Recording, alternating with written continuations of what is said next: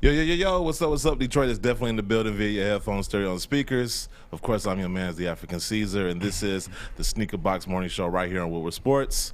And I'm joined by the rest of the crew. As you know, we got the hype beast, Mr. Bot Topic himself, Dunks. Along with Gino, who's got a brand new t-shirt on today. Yes, Gino, he came in with a different shirt. Dunkamaniacs running wild. Yes, he has proper hygiene, so yeah. That'd be nice to see that he has a different shirt. Matter of fact, who made that shirt? My buddy with the camera. Shout out Thumbs Magazine. Yep. Okay. All right. I might actually have to get one of those. And then we have the deacon of the show, Guru. What's going on? You gonna actually get it like the tank top? You can wear it as a beater. No, not the tank top. I ain't ready for that yet. You can wear it as a beater. Give me like 6 months. Give me like 6 months, and I think I'll be ready for the tank top. Until then, give me the short sleeve. But anyway, we got a number of things we want to get into this show. We got PreachersNSneakers. Founder and author Ben Kirby, he's coming on the show. That's probably going to be an interesting conversation. Anytime you talk about religion, there's always going to be some people who are emotionally invested. So hopefully we're able to have a educated and cool conversation. I don't think anybody up here is going to have a problem. I think more so I'm worried about the feedback from some listeners. I'm already hearing it from my family members. I got like a uber religious family, and so when I told them I was having this guy on the show, some of them knew him already, and then others didn't. But once they got the premise, it was quite the interesting conversation, to say the least. Some even threatened Thanksgiving dinner already. Wow. I might be banned from Thanksgiving, depending on how this whole thing goes. So no pressure, right? And then we got, in addition to the show, too, real quick, now that I think about it, in addition to the show, we got Adrienne in the sound booth. She's the Robin to our Howard Stern. Hello. You guys probably remember me from last year. No, yeah, so she actually, we linked up when we were at our old studio. And so, she's tagging along. TA. Yep. So anyway, social media. Make sure to follow us on social media. You can follow us on Twitter at TSB _ radio. You can follow us on Instagram. Oh, my bad, TSB _ show. We're a show now. You can follow us on Instagram at the Sneakerbox _ show. You can follow us on Facebook. We're looking up the Sneakerbox Radio Show page. And we were going to do the live calls today, but we're going to save that for next week because we got so much to do.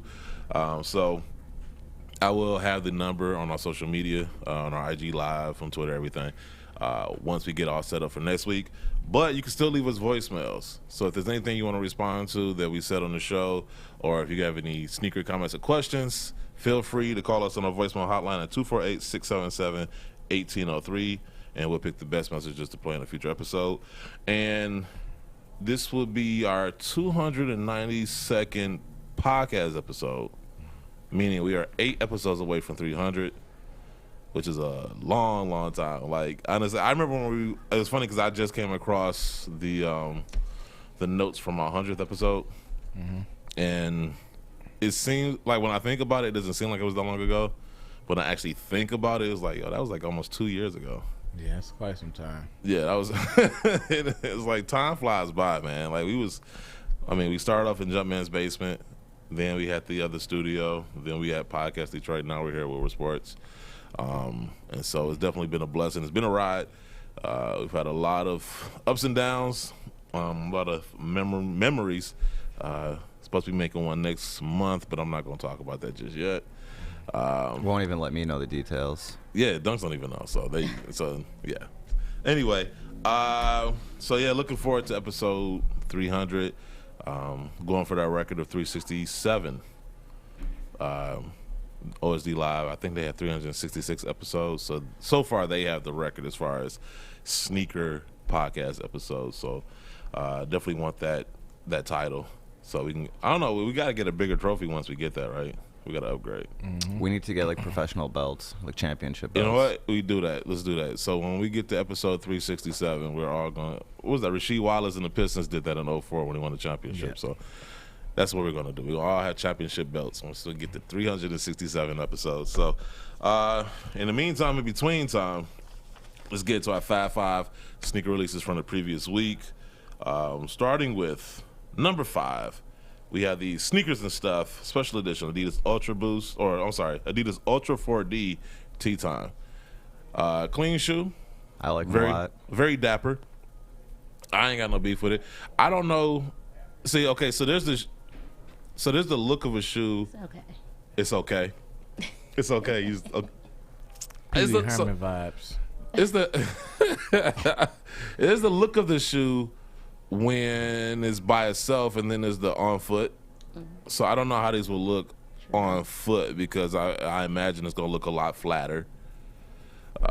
And so, but staring at the, looks light. Very light. It got that 4D printing midsole. I think the 4D would be heavier than the standard Boost. Think in terms so? of sole, yeah. Okay. It'd be interesting to find out. I don't know if they come in size 15, so I definitely have no chance at this.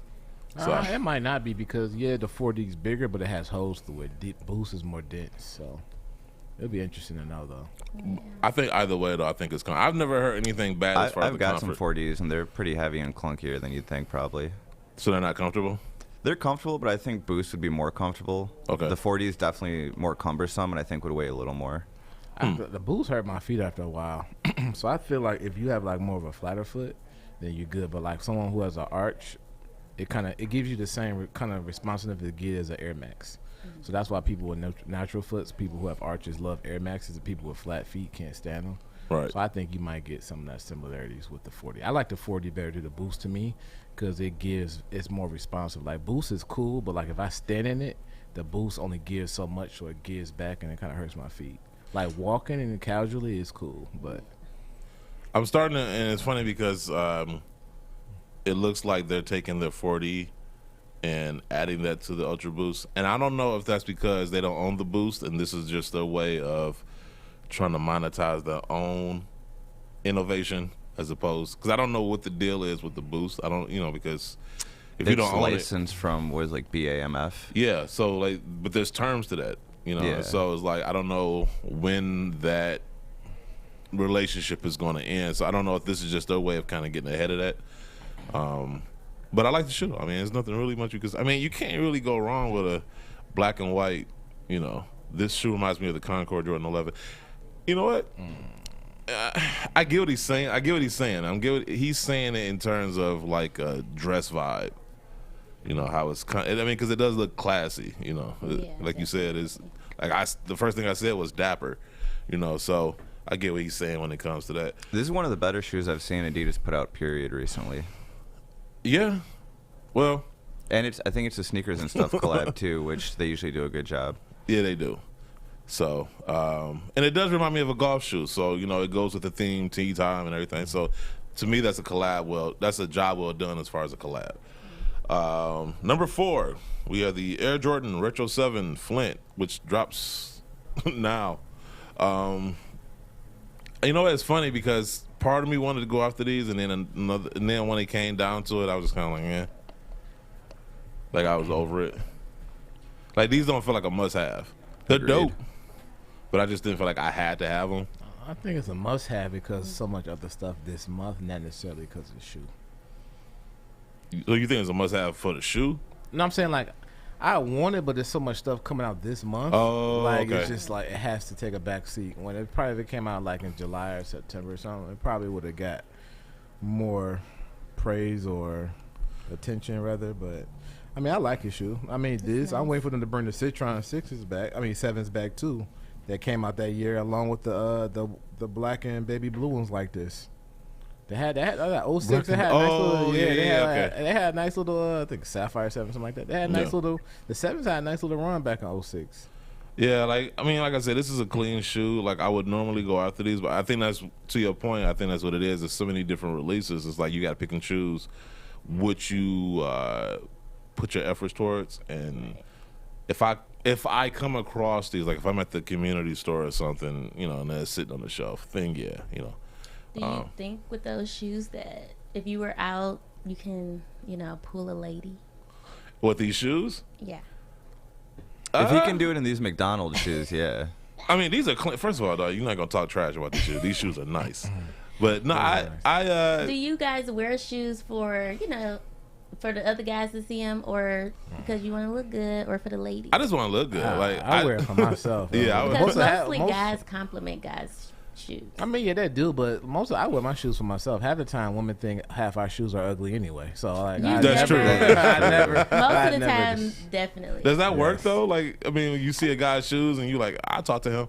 I mean, no, I would look at them and like, oh, them clean right there. Like, you know, I'll definitely so they attention, so they get your attention, and then it's up to me to hold your attention. Okay. Like, oh. I think it's more so how well you put together. I think so too. I'm more how presentable you are, but I'd never bought a shoe because a chick like it. I've never. But you know that when you walk out and you put your fresh shoes on, you like, oh, I know they about to be looking at these. If anything catches a woman's attention, is either your grooming or your cologne. I was gonna, yeah. So, but no, I will say this though. Definite. Yeah. I will say this though. Now I don't know if this still stands. Growing up, you know, I had cousins and sisters and stuff. Like, basically, if you want to know how to impress a woman, have a woman dress you. Like you know, like help you put together outfits and whatever, because they know what they like. You know what I'm saying? So at least once. Yeah, and it's all about coordination or whatever. So I get it. Like I've never had shoes specifically. I guess get on it, but like I think it's the overall package. You know, like the complete fit. You could wear a white tee and blue jeans as long as you have a good pair of kicks on your straight. That is true too. Because I was gonna say something. It's nice to try sometimes, but I depend on the shoes way too much. Yeah. What's that mean though? Try that. Make it an experiment. Yeah. What's that mean though? It was a guy in a white tee and some gray joggers and some Timberland boots, and the girl was like, "Where you going, just like a slut?" Because you know, like they hate. Joggers. Yeah.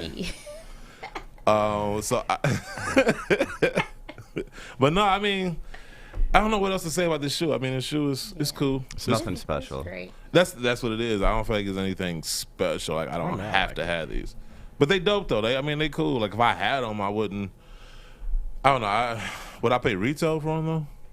I think it's also to go back to her question. I think there's certain shoes in our collection. If your homeboy's talking trash or they let them know you for real about it, it's certain shoes we'll pull out to let them know, like, okay, yeah. I got some stuff. Yeah.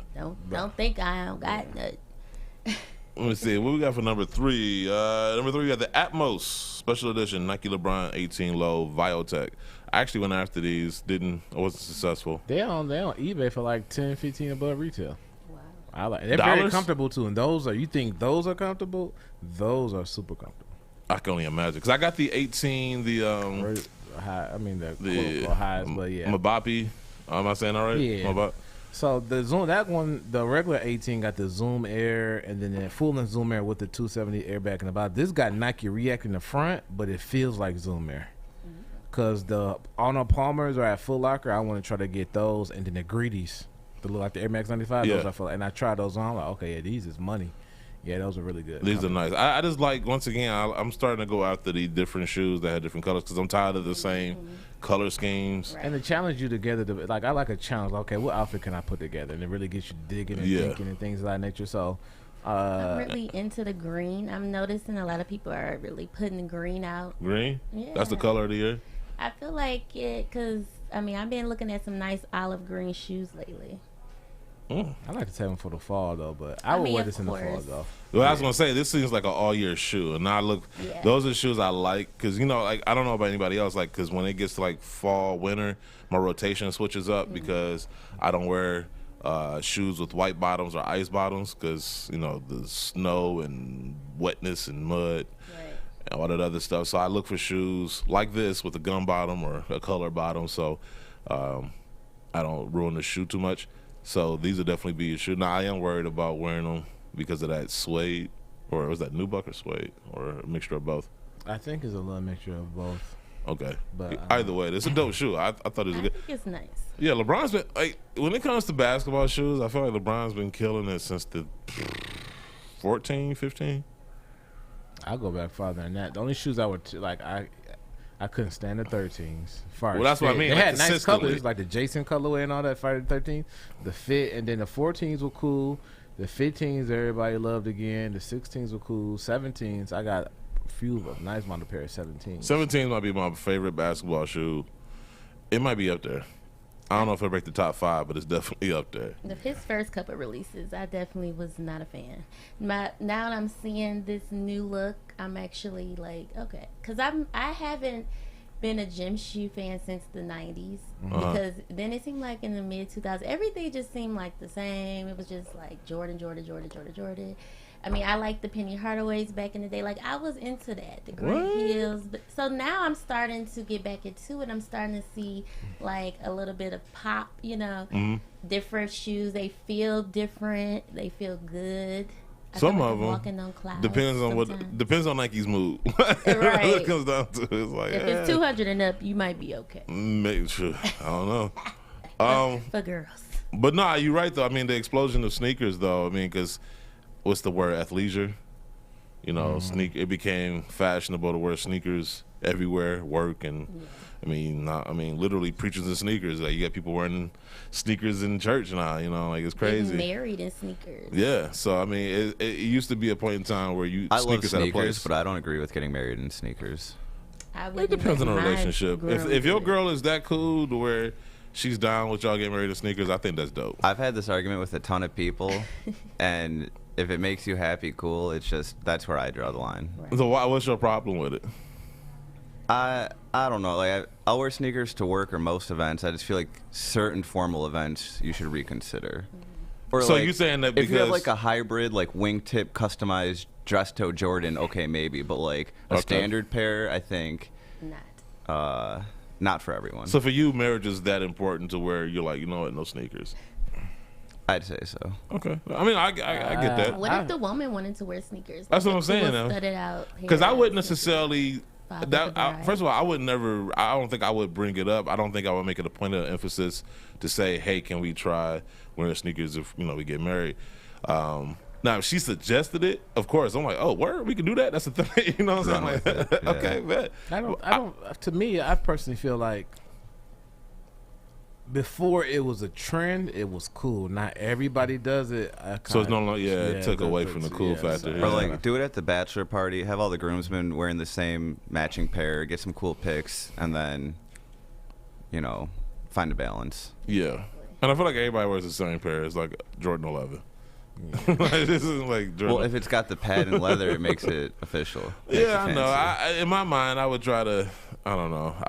I would try to. If I had to wear a sneaker, I would probably try to find something that was unique or different. Still classy, but unique and different. I feel like because I've been around sneakers so much, it's like I would do dress shoes too for my wedding. Yeah, I think going into it. Because I be around sneakers for, sometimes for work and then podcast and then on my own personal time. It's like, it's a perfect time to give it a break. I agree with you. I think, if I was planning on getting married, I would walk into it with like, all right, I'm wearing a suit and a dress shoe. I mean, and I think it has a lot to do with age too. Yeah. Because I'm looking at suits now. Like, I wonder how I would look in a suit. Like, like the whole fit, not just, and I think sometimes sneakers would throw that off. I see people try to put the suit sneaker combo together. It only look good on certain people. If you wear like blue jeans with like a laid back dress jacket, maybe, but not like a full suit. No, I've seen people like full suits trying to pull it off. And I'm like, they just like maybe had the ankles out. High schoolers at prom. Yeah, like a prom. Oh yeah, prom is the worst because people take it too far. Like, I've seen people take jerseys and turn them into like dress vests. I wore a Scarface Air Force Ones to my senior prom. Wow. That's like exactly what we're talking about. Right. Like, prom, I can see people doing that. I mean, you're young, you're having fun, so I can see that. But I agree. I kind of lean with dunks where I was expecting to get attacked, so I appreciate that. No, I'm actually no. You know what? It's funny. Okay, so speaking on that, I was watching the last couple episodes. I'm like, man, we really give dunks a hard time. I was like, I'm gonna go easy on this week. I appreciate that. And to your credit, you take it in stride. So shout out to dunks.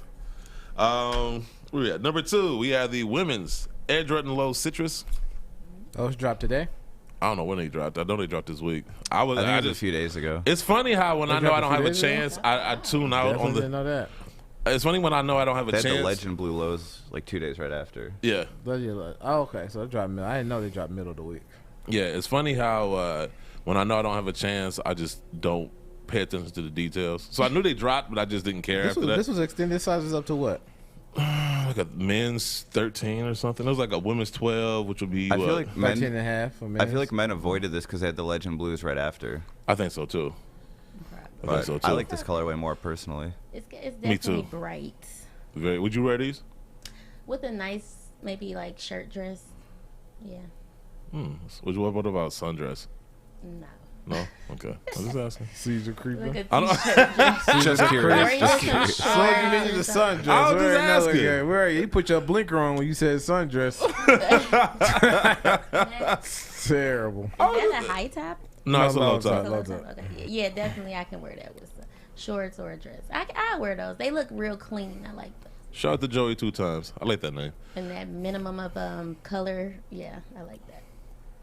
Fellas, let the ladies. Let the ladies at his GQ. I agree with you, man. Hopefully the fellas, and I think to what Dunk said, I think is true. I think by virtue of the Legend Blue lows dropping a few days later, I think a lot of dudes did pass on these. If given an option, though, I between the Legend Blue and these, I like these. I don't know if it's because I already had the Legend Blue highs that I don't necessarily need the lows. But I think even if I put them side by side, I think I like these just because it's different. You know, I mean, it's one of the OG shoes from that retro. from that retro era, yeah. Like I said, I like when Did they come out in 02 with the snake skins and the metallic silvers? I gotta think about that one. That's I a don't good know. question. I know they came out with about 2014, 15, Yeah. 15, 16, one of those years. I gotta think about it. But like I said, I like when they do different colors other than the usual white, black, red, blue. I've been in the game too long. I remember 20-year releases. Man, you ain't lying. The number one, we have the concept special edition Nike Kyrie 7 Horus. I always like the collabs. Yeah, they do. I did at first, and maybe I haven't been following it closely enough, but I feel like they're using the same theme or concept over and over again. Well, that's kind of what it's almost like the annual Valentine's Day or Black History Month. Like, they just executed. That's the theme he wants to stick to, and Concept likes it. So every year, you're going to have the Egyptian theme on it, but they're going to give you different variations. I mean, I like it.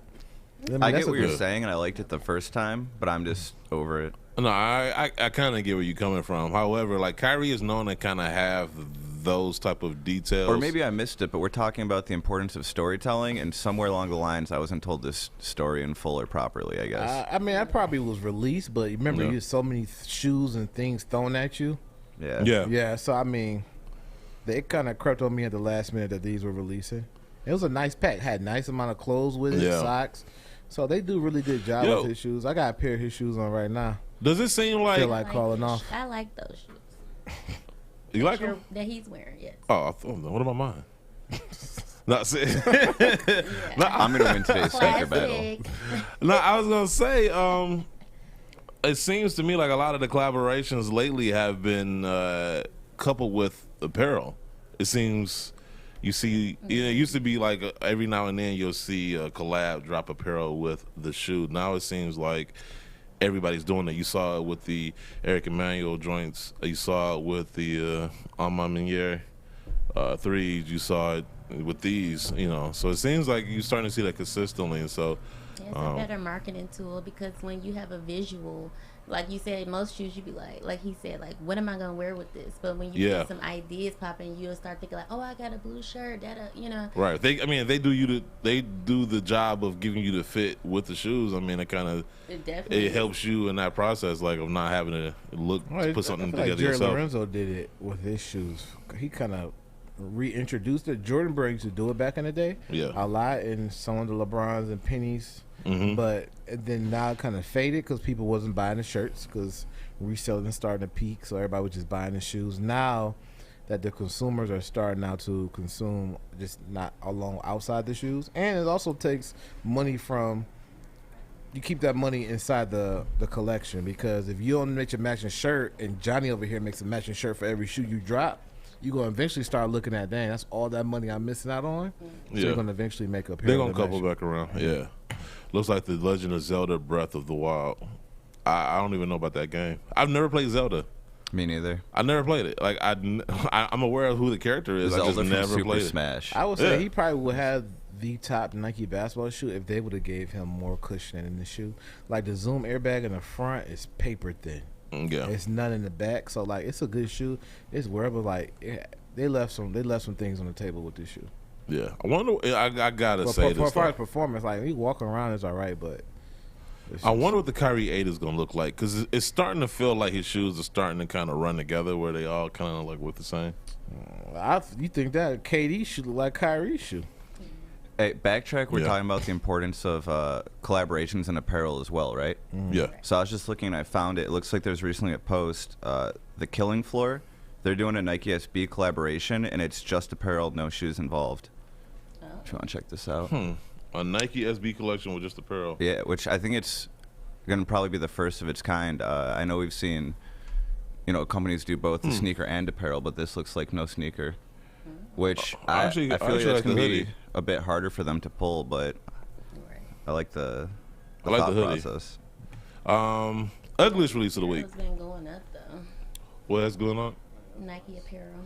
You know what's funny about that? Like to Guru was talking about earlier, where he was talking about how they used to make apparel and then they stopped because it was so focused on the footwear because of reselling and whatnot. Like, because it made me think, like, I didn't notice it until he said it, but it's like, yeah, like, because I remember when you used to be able to buy Jordans, they would have matching shirts.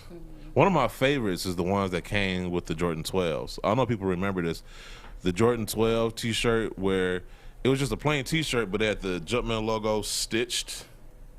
It was like, it covered basically the entire length of the shirt, and they had the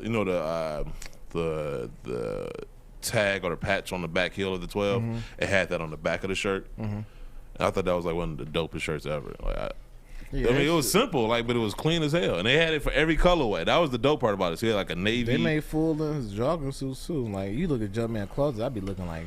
Yo. So to me, like watching some of his closet stuff, it kind of inspires me. Like, you know what? Let me go back and get some of this because, everything's vintage. To me, other people they get it. So it's throwback, it's vintage. To me, it's almost like, what Jay say? Y'all, I recollect. Y'all just record. Like to y'all like, hey, that's throwback. To me, I'm recollecting when I buy these pieces because I was around to witness it when it was first released. So. Can we bring back jogging suits? Can we bring back windbreakers? Is that a thing? Can we do I'm in that? They favor got of Jordan windbreakers. windbreakers. You gotta go on eBay. I found a Well, nice that's what I'm saying. one. You gotta go eBay. I'm saying, like, can the brand start making them again? Because I now I'm thinking about it. Like, we talking about nostalgia. Like the flight suits that came out with the fours. Boy, They don't did think it's clean. They did one for the ones. The threes, They did one for the ones a couple The years ones, ago. the threes, the fours. And then what was the other one? They had a windbreaker. I ain't gonna say they don't make it because we in Detroit market and they do not give us a lot. Not even just the Detroit market. I Because I don't see seen them the Jordan anywhere. windbreaker just released. It was that 10 off of that 10 off the LeBron Atmos, and it had the black with the blue, and I was gonna get it to go with those black and blue 13s I have. Okay. So like it wasn't old, it was new. So I'm like, okay, I ain't never seen this in the store, but Right. You go to New York, you see it. Oh yeah, New York 90s has color everything. windbreakers for the win. Ugliest release of the week. I don't think anybody's gonna be surprised by this. Yeah, the Adidas Yeezy 500 they're not the ugliest shoes in this flames. week. No, them ugly, dog. No, they're not. Sorry, they're not that sorry, ugly bro. shoes. What? They ain't something uglier. They look like some Pradas. I like them. They're not bad. course you I do. like it for the fall for sure. Of course you do. That shoe is just horrible, bro. Like I keep saying this. I know that if this wasn't a Yeezy, like if this was, But here's the thing. if this was an Under Armour shoe, if this was the new Steph Curry, this would be getting clowned. But here's the thing, though. It has minimal branding, so it's just like you when you look at the shoe, It ain't got you're nothing. But people buying know like it's people know it's a Yeezy, bro. Like it's been passed around on social media ad nauseum, so it doesn't even need branding. You know it at this But point for as a me, Yeezy. when I look at the shoe, that's like bam, I like it. Like because there's like you really it focus you to look at the shoe. Yes, his hype is coming with it, but when you look at this shoe, you can literally look at the shoe for what it is. Like if you look at a phone posit one from a side profile, there's minimal branding on that too. But you know it's a phone posit. You know it's a Nike. You know it's a penny. Yeah, but you also here's my thing though. When you slap the Nike Did over, our it listeners wasn't vote as this is appealing one as of the it was when ugliest? Nike was No, off of I it. do. Yeah, I was gonna say because I feel like People like this shit. People like No, that. of course, people like a lot of things. Yeah, this is his pick. People like a lot of things, bro. Like, I mean, people like the first Justice League movie. This is... If you don't let the people vote, I'm going to start calling you African Tyrant instead of Caesar. Okay. We can do that. See, Joey 2 times agrees with me. These are just horrible. He's saying wool because it's nice. No, he said wolf. But no, these are horrible, bro. Sorry. I just... Nah. Not doing it. Can't do it. Stick, what you think? Yeezy supply sold out in 20 minutes this morning. Hey, Beast. Stick, would you wear these? Hell no. See, thank you. No, thank man, you, those are ugly as hell. No, like, thank you. I don't even know what I own that could match those ugly ass colors. Like, man, you can buy like a black. you. You can Thank buy you, an orange Stick. and blue Carhartt hoodie. You can wear a brown shirt with a tan jacket. Like you can, it's ways you can play with it. As usual, Stick is being the voice of reason. it looks like it's been left out in the sun all summer and it's just faded. A lot of his colorways recently do have that tone or vibe to it. Like the Wave Runners, it looks like you just let them sit out in the sun, or they've just The yellowed. Wave Runners or- are nice. That blue pair. That Now, blue see, here's the orange pair thing, was though. Like, nice. if we see now, you notice I don't put a lot of Wave Runners on here because even though they're not my favorite, I don't hate them as much. It's certain silhouettes that just bother me, and this would be one of them. And then the color schemes be like to Stick's point, like these just. Once They used to again, sell off the crazy. these sat on the table, and a group of people came in there and said, "Yeah, let's sell these. Let's sell these." I don't understand. I mean, he used the bottom of the Kobe twos, the Kobe Crazy twos for this shoe, which is our first basketball. I didn't even shoe. think about it For the until you crazy said shoe, it. yeah, that's his way a little paying homage to Kobe by being on Adidas, but yeah, that's how we use that from. I had those shoes. I'm not feeling that shoe, bro. I just can't do it. Real quick too, it was funny because this part of the reason why I brought the shoe in, because a lot of the conversation, what is it, May? So I guess people are already having what the shoe of the year is, even though we're not even halfway through the year yet. And so a lot of people seem to kind of just give it to the Alma Manieré 3s. And I've actually seen them in hand. They're very, as far as quality and stuff, like I don't have a beef with them. My only beef with it, and once again, my beef with it comes with the fact that I hold collaborations to a higher standard. So it's not just about the materials and the quality. It's about the storytelling. It's about execution. It's about concept. And so, I thought the concept behind it was admirable. It was noble. It was a shout out to, was it black women specifically or just mothers or women? Which one? The Alma Manieré 3s. I'm not sure. I can't remember. I know it was about women, but I didn't It know. was a tribute to women. So I didn't know I specifically. thought it was a noble idea. It's just when you look at the shoe, if I was to say, what is the shoe about? What's the theme behind the shoe? You couldn't tell me. Just looking at the shoe. So, But that's what storytelling comes in, because they would like the but you still message should be able behind to, it. but it's heel connecting tag. the dots though. That's what I'm saying. Like it shouldn't spell it out for you, but you should be able to kind of get a sense. Like, these might be, what I'm saying, get the idea. Or at least if I tell you, even if I tell you it's about women, you can still get that shoe and be like, okay, what part? But I feel like I'm gonna give you an example. Like my Kyrie 2 Dornbeckers. Yeah. Like you say, oh, it's the thing, but you think, oh, it's a sports thing, kid. But once you peel back the strap and it says trust God and love mom and all that, like that's when you start to show people different hidden gems. They're like, oh, that's dope. So with the 3s, yes, they look like a casual colorway, but when you peel back the heel tab and you see that message, and I mean, I don't mind it because it's almost like an Easter egg hunt for on it. No, Some shoes are, they'll spell it out for you, but.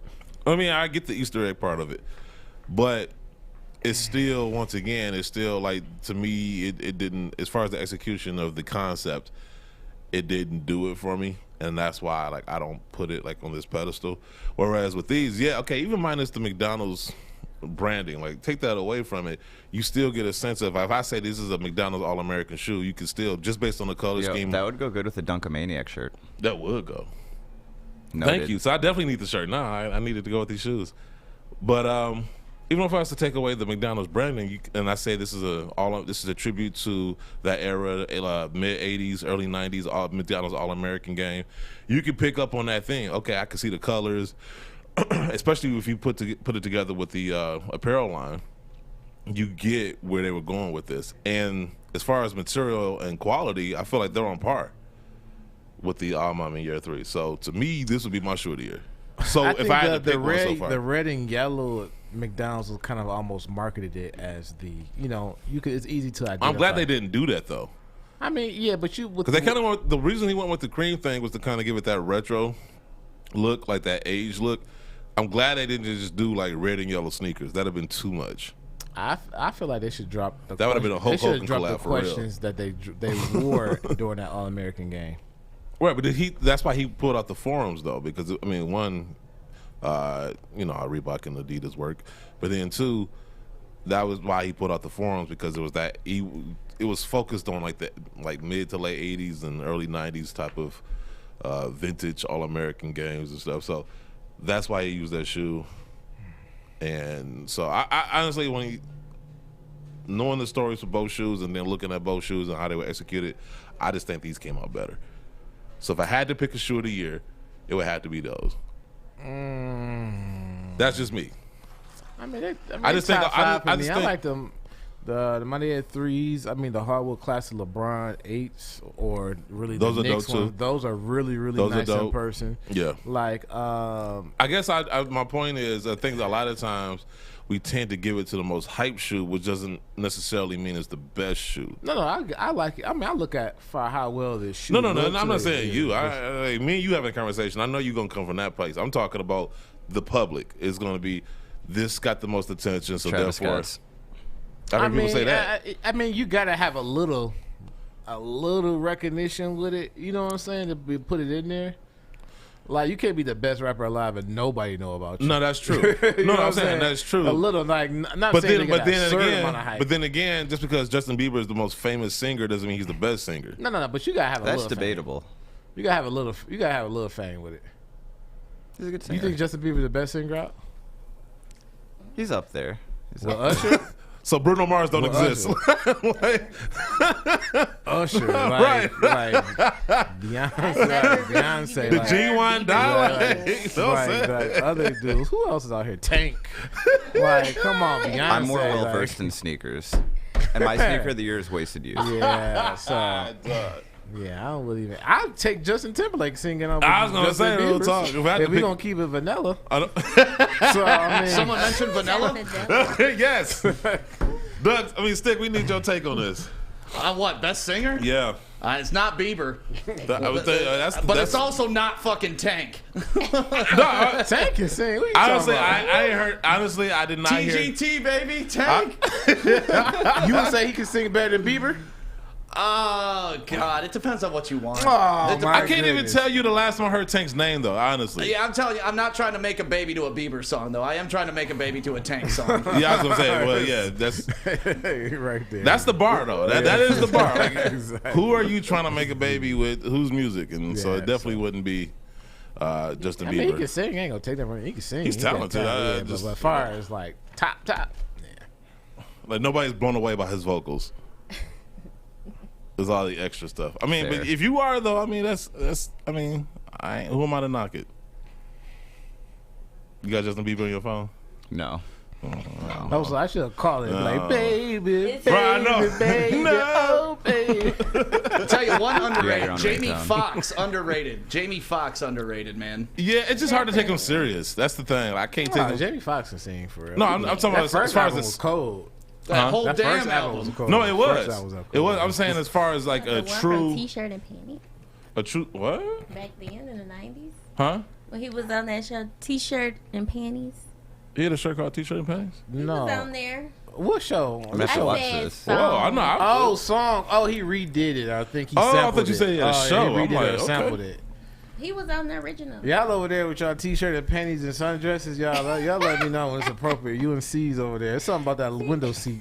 Nah, Something about that window seat, y'all over she there. brought it up. I'm just trying to. I'm She trying in the to. dressing room. I'm you trying in the to meet window her seat. halfway. I'm like, we're like.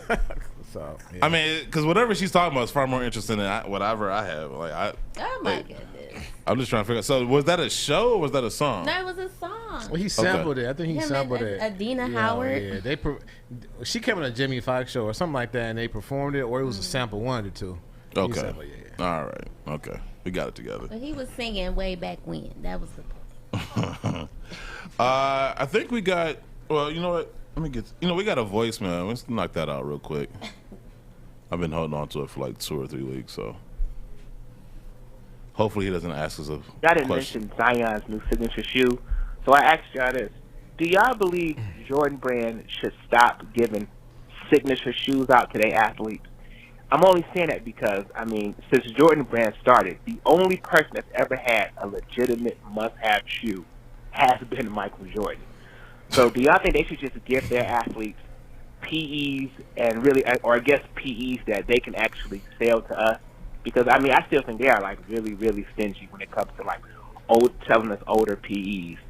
And the next thing I wanted to mention, I don't know if y'all saw, it was about a couple months back, Army football team, Nike made them football jerseys that was dedicated to the Tuskegee Airmen. It was some red tail jerseys. It was gray, yellow, and it was gray, yellow, and red. So I asked this: how come they can't transition that great idea to those Black History Month shoes?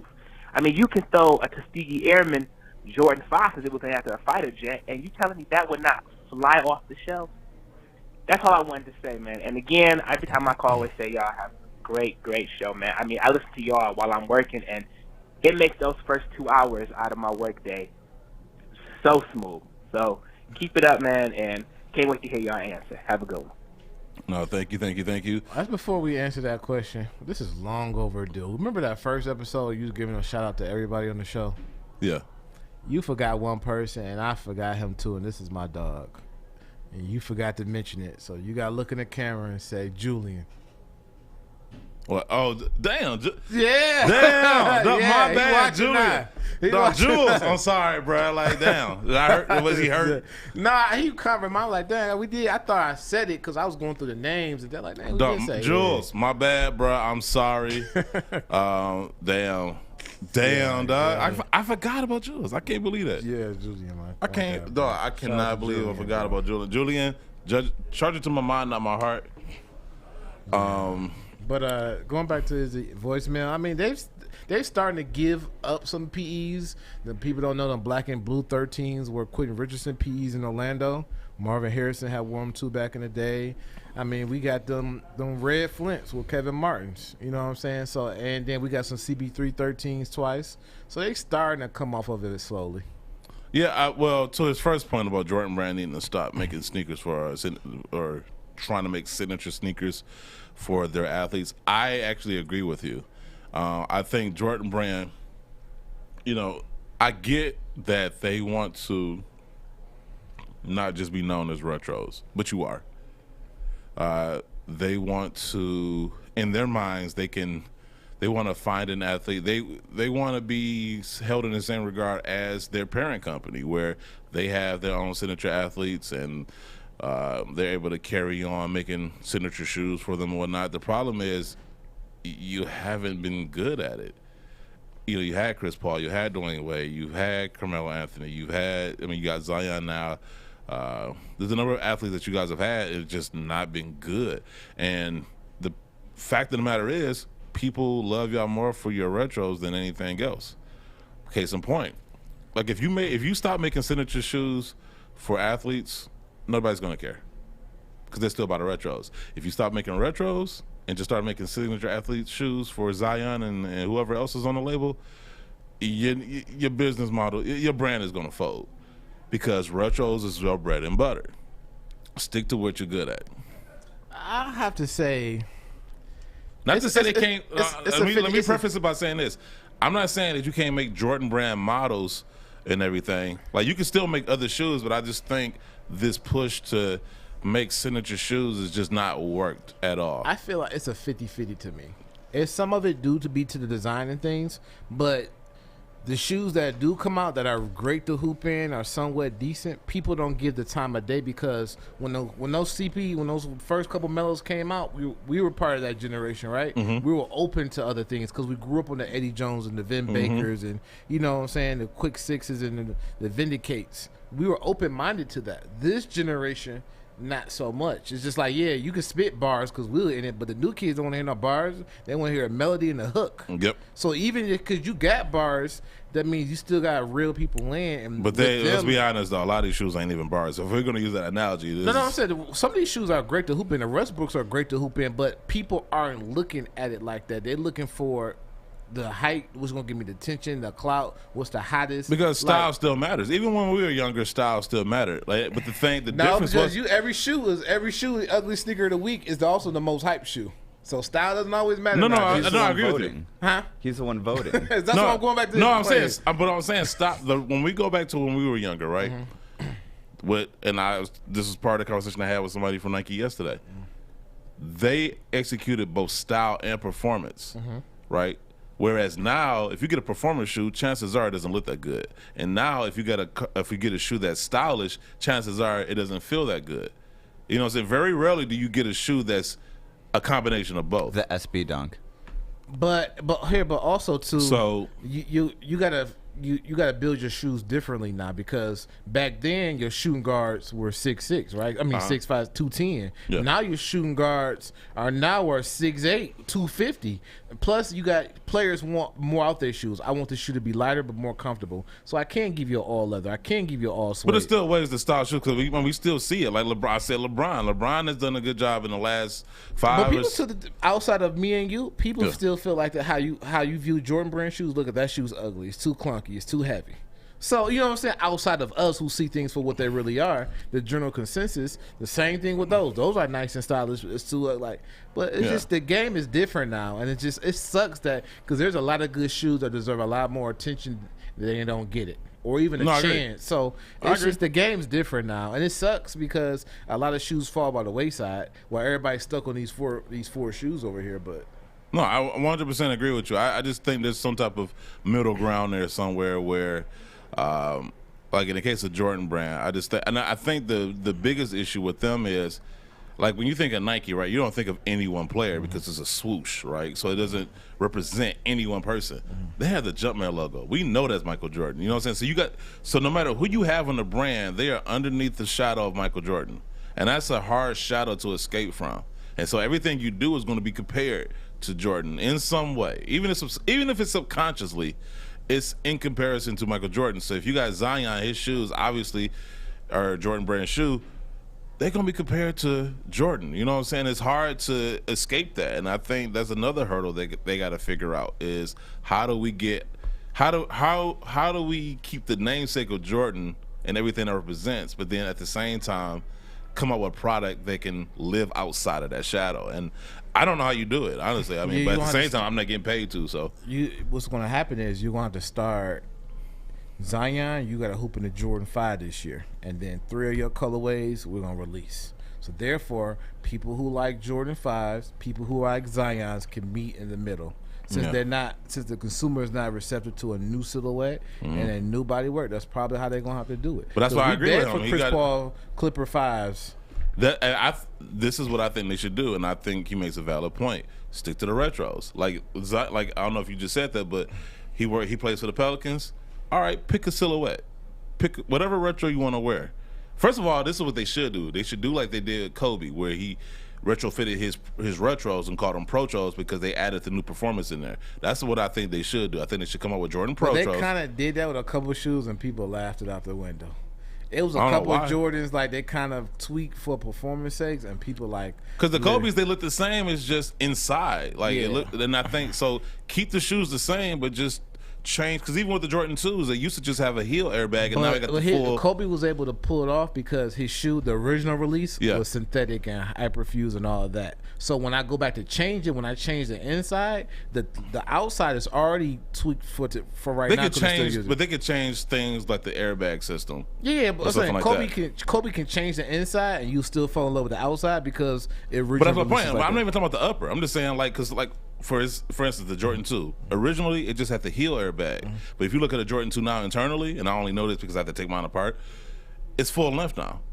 So they can do stuff like that to make it more comfortable. But to his point, I think they could take the current players and come up with PEs of those different colorways, or if they got different themes, like he dedicated one shoe to his little brother and to different family members. So if they got themes like that they want to create colorways with, that extends the life of that retro, because now y'all ain't got to keep rehashing the same colorways or keep trying to find obscure Jordan stories to base the shoes off of.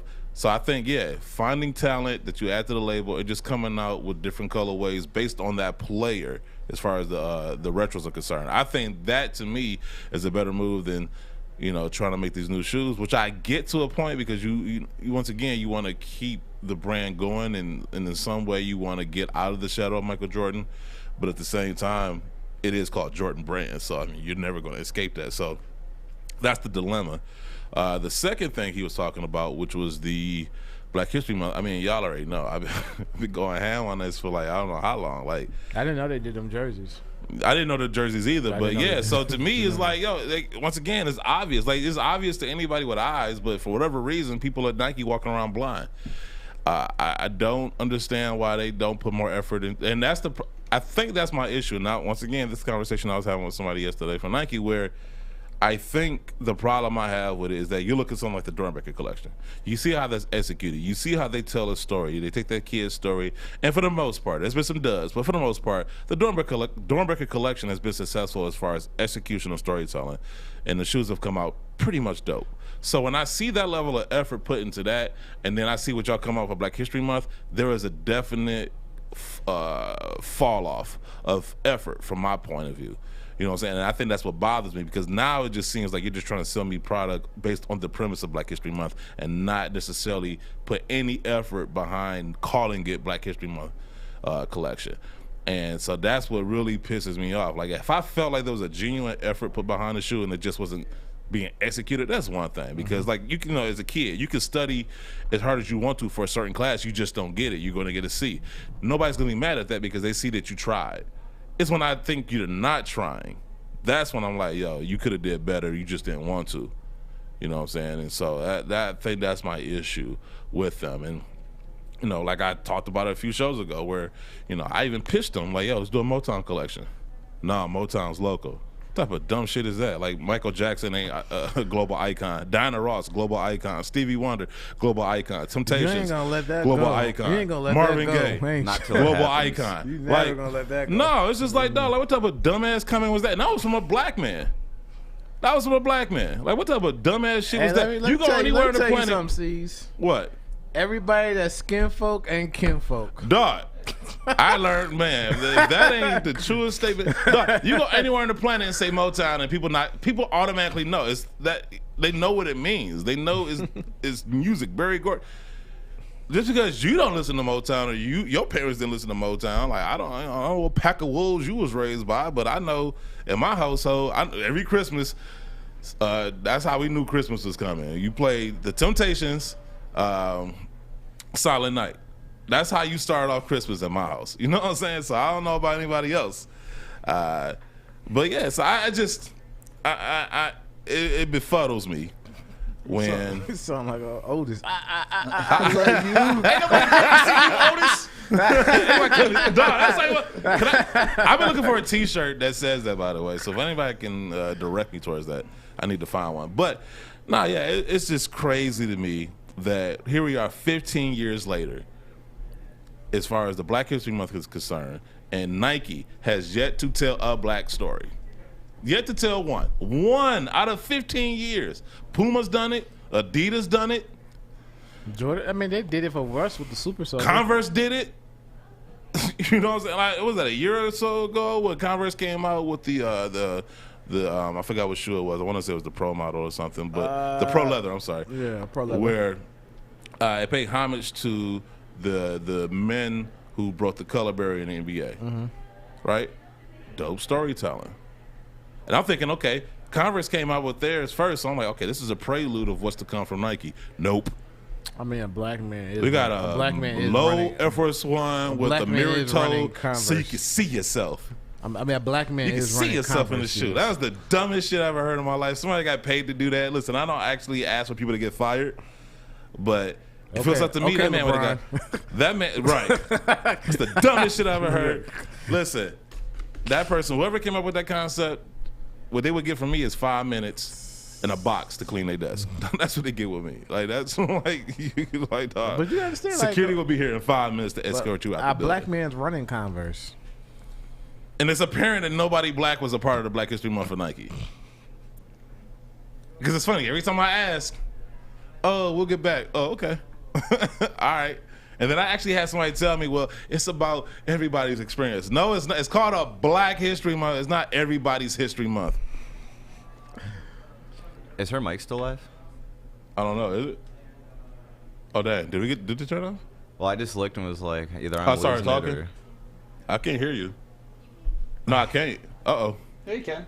I can't. I can't. Talk into the mic. Can you hear me? I can hear you now. Low. You a little low. Yeah, but you sound a little low, but okay. One day we're going to get this down. I know only 8 episodes in. It's not our fault. But no, I mean, while we getting her set up. But no, that's what I think that's what my issue is. That's what my issue will always be. And until they do, well, Whoopi Goldberg saying, Color Purple, until you do right by me. Until you do right by me. Oh, yeah, Color Purple, yeah. It's just... Anyway, you keep talking like that, I'm going to find somewhere else to go during those 4 days. All right, my bad, Adrienne. And that, it's funny because Jordan, being a black man, is the reason that they even at the level they are today. Because without that deal, who knows? Preach. Where Nike would be.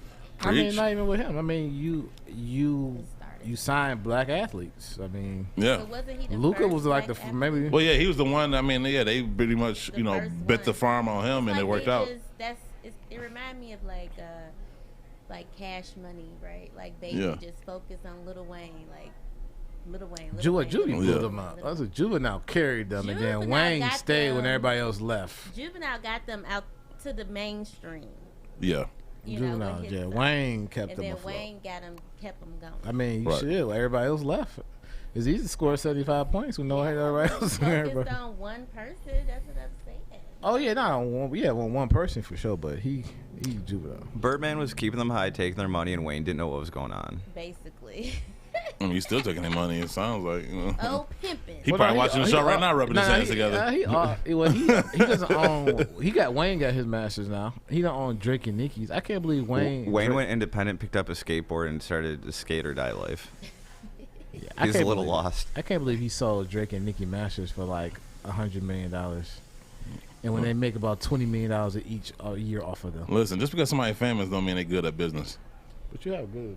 Like, you know what I'm saying? Like, people need to, like, people seem to have this correlation. Like, hey, they're famous, they're good at money. No, not necessarily. Ask their accountants and managers. Like, there used to be this show called E! True Hollywood Story. Almost 60% of those ended with, like, celebrities losing all their money because they didn't know they was getting ripped off by the manager or somebody. But we have somebody I've been looking forward to talking to for a while now. He is the founder of PreachersNSneakers on Instagram, and he also wrote a book called PreachersNSneakers. I am like 2/3 of the way in, man. Like, hey, what's going on? Dang.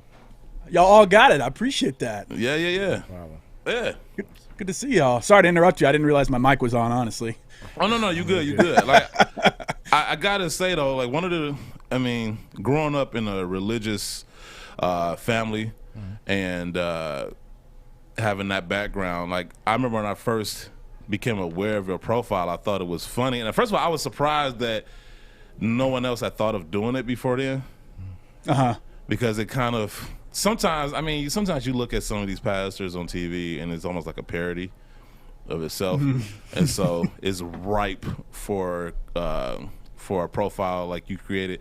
But what I like about your book and what I like about your profile, where it just highlights, it's almost like it's just asking the question as opposed to this, not necessarily attacking, even though people take it that way. To start a conversation, like, and I think you even said in your book, like, what's the cutoff? Where's the line? Like, when is materialism wealth corruptible and when is it too much? When does it undermine the message? And I think that's what I like about the book in particular, because you don't necessarily attack any one person. You don't necessarily say, you don't come out and with like concrete definitive statements like this is wrong, this is right.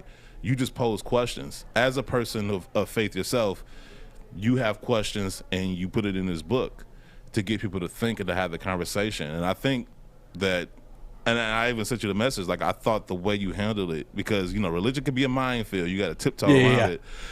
And I think the way you handled it was perfect, honestly, because too easily people can take even constructive criticism as an attack.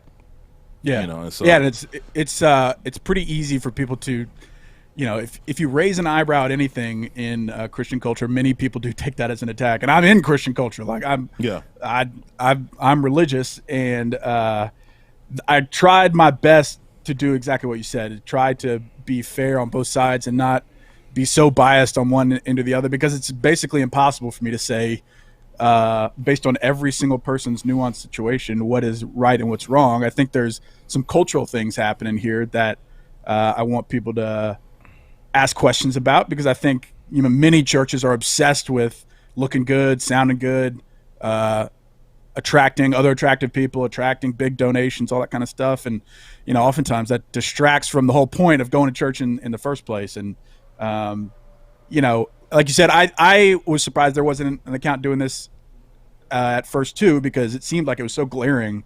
Like, hey, there's all these pastors wearing literally the hypest kicks out there, off-white, like the Europe off-white ones, the like all the Fear God stuff before it comes out, all the, you know, the off-white Chicago's, John Gray's wearing all the different Nike Air Yeezys, like the Red Octobers and everything on stage.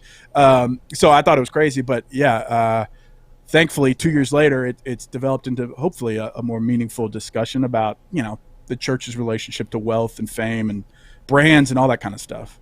Now, I want to say this too, because I feel like I have to do this as a way to establish where we're coming from as far as this conversation, because I come from a very religious family, and so when I told them I was having you on the show, some people were aware of who you were, and then some people weren't.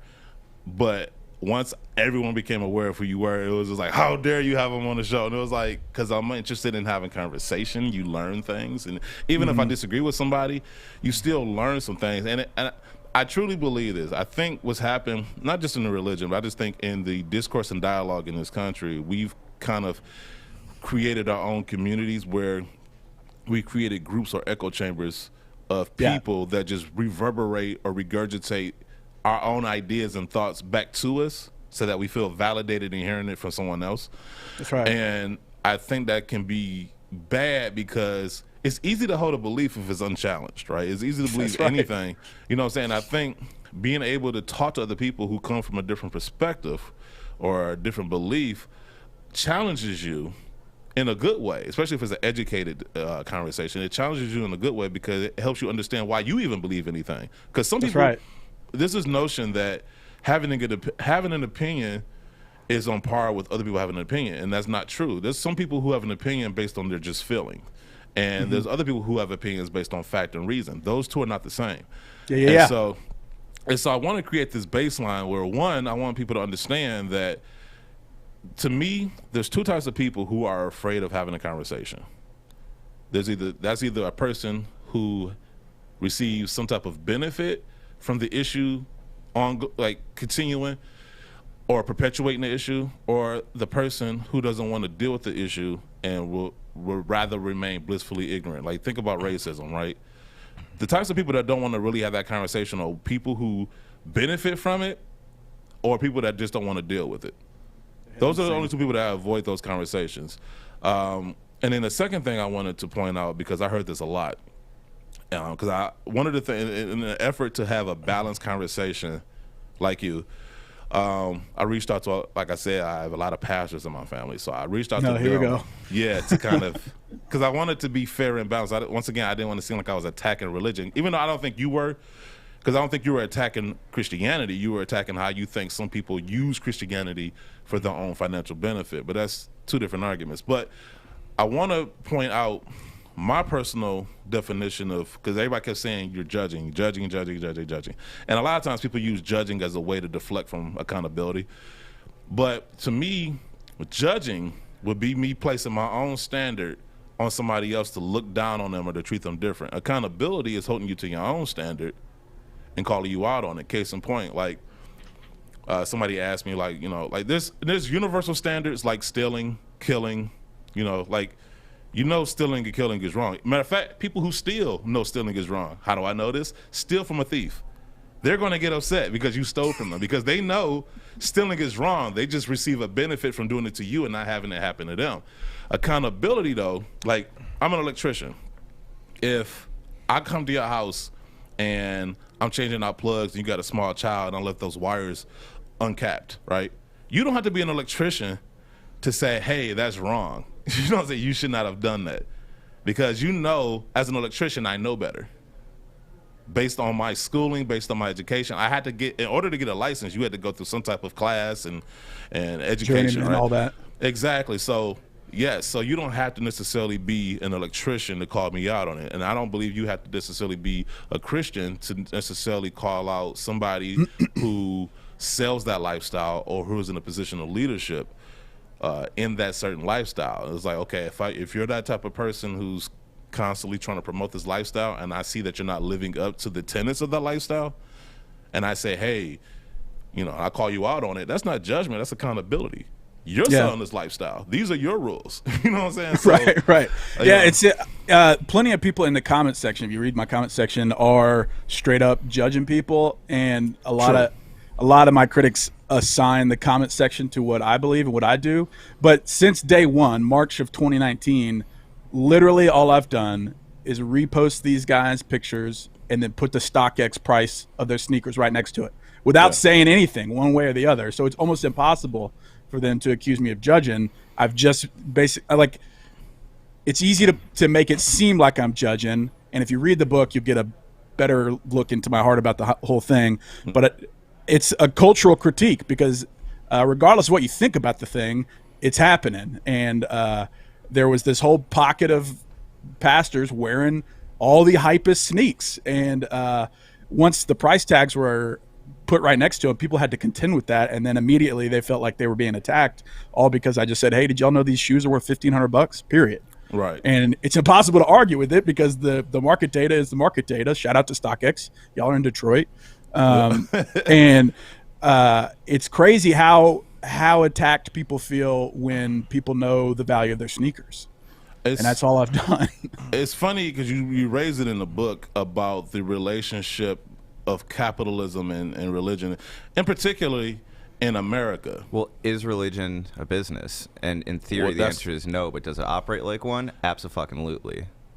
True enough. And he points that out in the book where he talks about, like, especially at the advent of television and, you know, somewhere in the mid 20th century, like, it was this shift, to Dunk's point, where it became about branding and, you know, attraction. And capitalism and things like that. And then once you get to the 80s, you got the televangelist, and that creates like this whole new culture of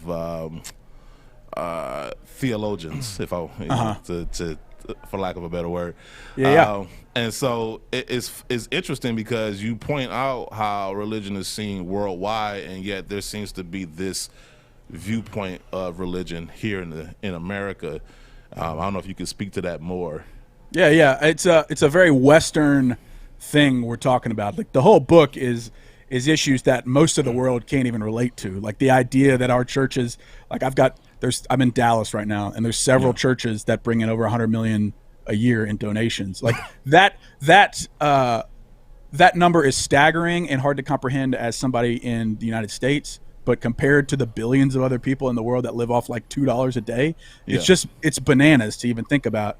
But to your point about capitalism and the 80s and 90s kind of switching to an attractional model instead of like going to a stuffy old church and doing your thing on the pews, people turned church into kind of a thing to consume. I'm going to go, I'm going to be entertained, I'm going to be comfortable, I'm going to be probably not challenged that much, not asked much, but I'm just going to ask to donate, and in return I'm going to get a nice service, I'm going to get nice music, I'm going to get a feel-good feeling on the way out. And now in 2021, it's turned into basically, in a lot of ways, for-profit corporations. I mean, they got nonprofit status, but you can make a ton of money from a church. You can have commercial real estate holdings, you can have whole like merch verticals, you can have music licensing that is like significant income.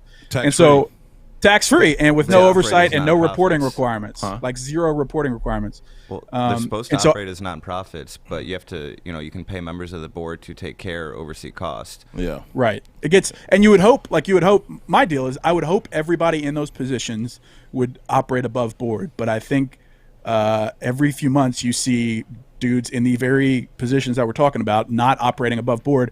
And so my deal as just like a regular idiot dude on Instagram, I'm like, can we do this a better way? Have we swung too far in the other direction trying to make church cool? So that's what the book's about. That's what the account is about.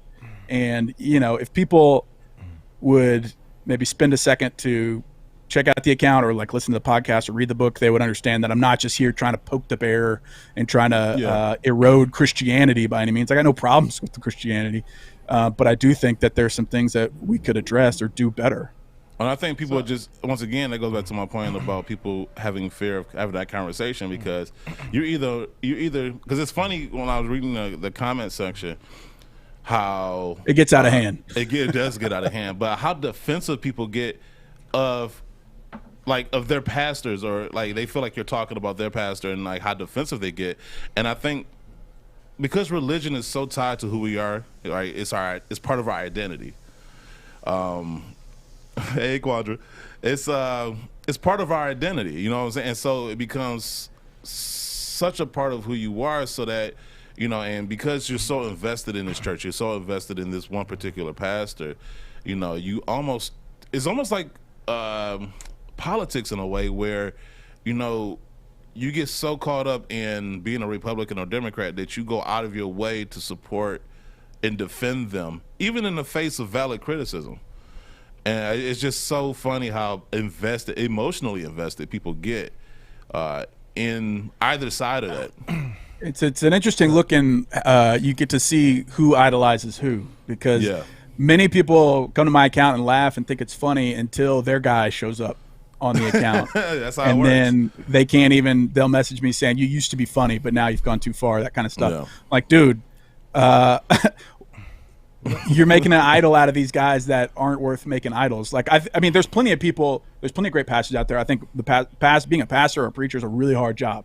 Yes. And I want them to be compensated. I'm not even an authority to say how much you can make or what you can own or where you can go or what you can post on social media or anything.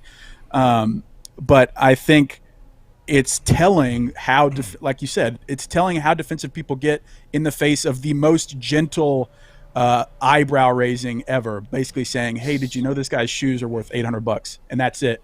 And now you're calling me, like, you're telling me I'm going to hell, that kind of thing. So go ahead. Yeah, no, I'm finished. Go ahead. Okay. So here's my thing. I haven't read your book yet. I'm definitely going to dive into it. Congratulating you on having been He hasn't published. read mine either. Don't feel bad. So yeah, I appreciate that. Thank you. So my question for you too is, like, if Seeds goes on my page, right, and he sees a picture of my Kobe 4s, right, and we know how much Kobe's are going for, from the resale market. If he takes my picture and posts it, and post the StockX value, it's giving the insinuations that that's what I paid for it, when in actuality, I didn't pay nowhere near that. So sometimes, because pastors, you have relations. You could be a guy at his church who has bots and got him the shoe at resale, or his wife, you know what I'm saying? Because sometimes I think that may infer that this is what he paid, when in actuality we wouldn't know what he paid or how he got it. Pastors get gifts all the time, so somebody could have gave it to him as a gift or whatever the case may be. These are good prices you're posting. They've gone up. Yeah, so those are from 2 years ago. Those are from 2 years ago. So so that's the common question. They've gone up almost double. Sometimes that can be insinuating that's what they paid, when neither one of us knew how much he or she did pay for those. Yeah, and I agree with you. I'd imagine most of these guys, save for maybe some of the prosperity dudes, aren't paying resale for any of these. Probably aren't paying much at all. I mean, there's this whole network of guys where you go speak at each other's churches and they gift each other, But I think the point is the optics. Like, if I go to the soup kitchen in a fur coat and I'm, I got a mink on as I'm pouring soup into some homeless person's bowl, it's just the optics of that just look off. I guess to me, people come, like, sneakers are big now, so people come to church with sneakers on. I think they do it because now, before growing up, the message attract people to the church. Now people mindsets are changed. They like shiny, bright, and things of that nature. Remember, our grandparents went to church. It was hot, no fans, no air. Yeah. But they went for the message. Now people want to say, okay, if I'm coming here, do you got central air? How's your seating? Is it comfortable? Is it cushion? How's the church singing? Like, so it is some of it. They do overdo it, but on the same side, it is some of what people expect now. It's just like rap, like music now. We used to want bars. Now people start making singing songs because that's all the new kids like now. So just as how you hold the artist accountable and the preacher, you also got to hold the congregation to what they accept and what they attract to. That's what's a 50-50, and I think they do it to attract younger people into the church. You got to think that people who've been in the church the longest, they get old, they transition to going on home to be with the Lord, whatever the case may be, and you want to have new people to come in, just like your family reunion. At some point, grandma can't cook every July. The younger people want to step up, and I think that's sometimes what is happening when you see the young person dress fashionable, more trendy. And then sneaker culture is now like pop culture now, so everybody wants to do it. On the note of rushing to attract a new audience, and with the prices taken into consideration, I wonder how many of these preachers or people leading the religious ceremonies even know about sneakers or have the education, or if they're even rocking fakes, or if their shit's authentic. Some of them have said, like, I didn't even know this off-white UNC one was worth $900, and I'm like, I mean, off-white UNC one is a pretty distinct sneaker. It'd be hard for me to not ask questions about that. But Guru, to your point, I'm with you on the how it looks, putting the price, like the insinuation you can make. But I think I have always said that I've just showed people what the market value is today. I mean, it's impossible for me to say how they got it, how much money they spent on it. It's impossible. And I'm always like, I've never hid that, or I've never been under wraps about that. It's like, it would be impossible. That would be like some TMZ stuff, basically saying, did you know so-and-so went to Barney's and spent $3,200 on a pair of Balenciagas or whatever. But to your point about more modern church experience, people want to have a comfortable experience. I think that's worth talking about. If you donate to churches and you're participating in Christianity, that kind of stuff, I don't think that's something to overlook. And I think plenty of people have overlooked that idea, that we've turned it into something to be just comfortable and not challenging, and just attract people but not call them to anything else, or call them to any new standards of life. And so I think that's what I wanted to bring up with the book and ask questions about it. And to your point, most of these guys they either have a back door or they are getting gifted this stuff all the time. And so it's just an interesting look into what church has become. Well, two things I want to point out. Two, I think it's one thing to have central air in your church. It's another to have fog machines and laser beams. Two, like, because I know we're focused on the sneakers part, but I think the whole point of it is, and correct me if I'm wrong, I think you're creating a facetious take on so the Preachers and Sneakers to me is a microcosm of a bigger issue. Yes. Whereas, like, once again, it's about sneakers is one thing, but you got pastors that are asking for private jets. You know what I'm saying? And I think that this is just a kind of an entryway into that conversation of what is too much, when is materialism. And you make a good point in the book where you talk about how we've correlated blessed with material wealth. And you point out, like, once again, you talk about how the majority of the world lives in poverty. So if blessed means you have this, then what does that say about other people who don't have all those things? Yeah. It's the kind of the televangelists of our maybe parents and grandparents' age are starting to go away, but there's a new message about kind of this ambiguous definition of being blessed, and you can kind of throw it around in kind of a motivational self-help type sermon. And if you're not careful and you don't define what being blessed means, then oftentimes you can equate it to being blessed with a promotion or a new car or a new house or whatever. And if your theology is based on literally God, like transacting with God so he can give you a job promotion, then you have to contend with, well, what does God think about the rest of the world, or how does God bless the rest of the world? And so that's just what I want people to think about is do you follow God for the trinkets, or do you follow God for the things that he's actually really capable of doing? I feel blessed to be on this show. Hashtag blessed. So I do too. I feel like to me, like, I guess it'll be subjective to the person. Like, if you ask somebody who's homeless, if he says he's blessed to be alive, then that's his blessing. You know what I'm saying? You ask somebody over here, are they blessed? Hey, I'm blessed to have a roof over my head and heat. So I think to different people, it used to mean one thing, but now it's kind of subjective to how people want to use it when it pertains to them in particular.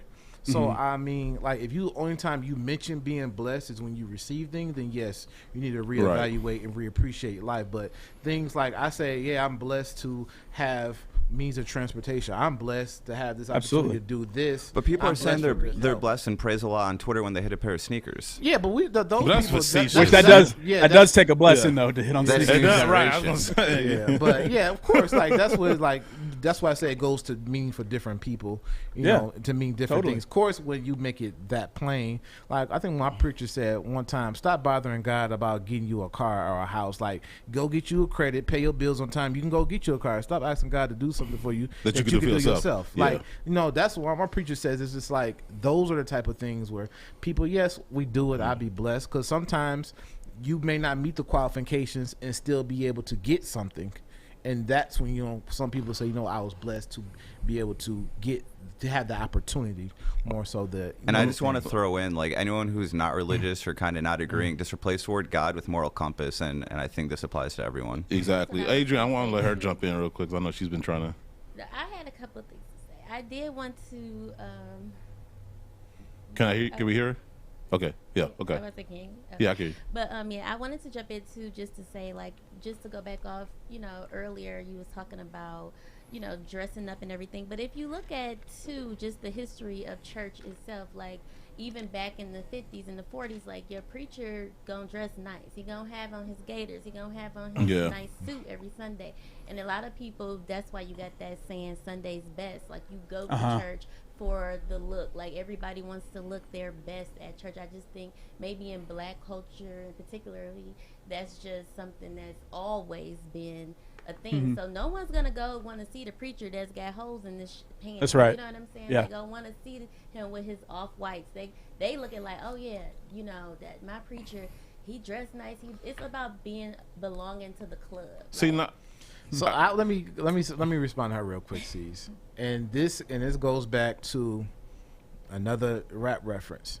When Jay-Z released 444, and a lot of people was like, why didn't you release this back in 98? He said, sometimes I had to give you the sugar before I give you the medicine. Sometimes back when, like, some people wouldn't listen to Jesus till he started performing miracles. And then it was like, you ain't looking like you the son of God or whatever the case may be. Now it's just like, when I'm trying to attract younger people, I'll put on these off-whites to get your attention, but now that I got your attention, here's the message. Not all preachers are like that, but some operate in that facet of that goes back to try and captivate your audience. It's just like, I'm gonna put him on a hook, but I gotta counter that. I gotta counter that because, and I'm glad Joy 2 times just said it. Sunday's best doesn't. There's a difference. See, I think sometimes in these conversations we create this false dichotomy where you're either wearing a potato sack or you're wearing gaiters. You know what I'm saying? Like there is an in between, right?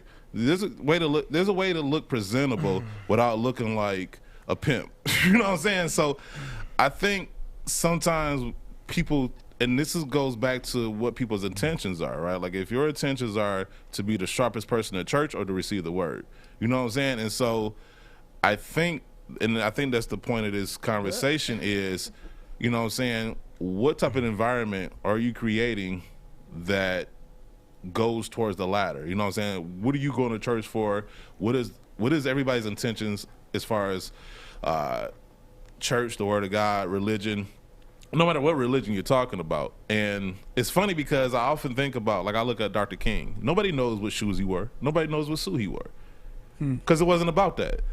You know what I'm saying? And that's also different. Like I said, that was a different time period. Our parents didn't focus on what the newer generation now focuses on. I agree with you.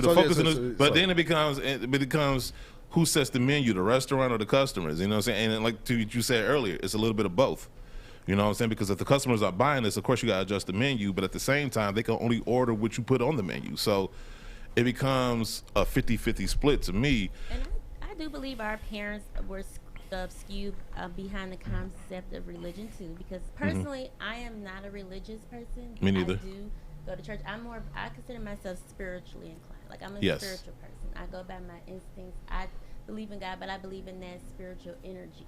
So for me, it's like religion is just a routine. It's just a belief system you follow.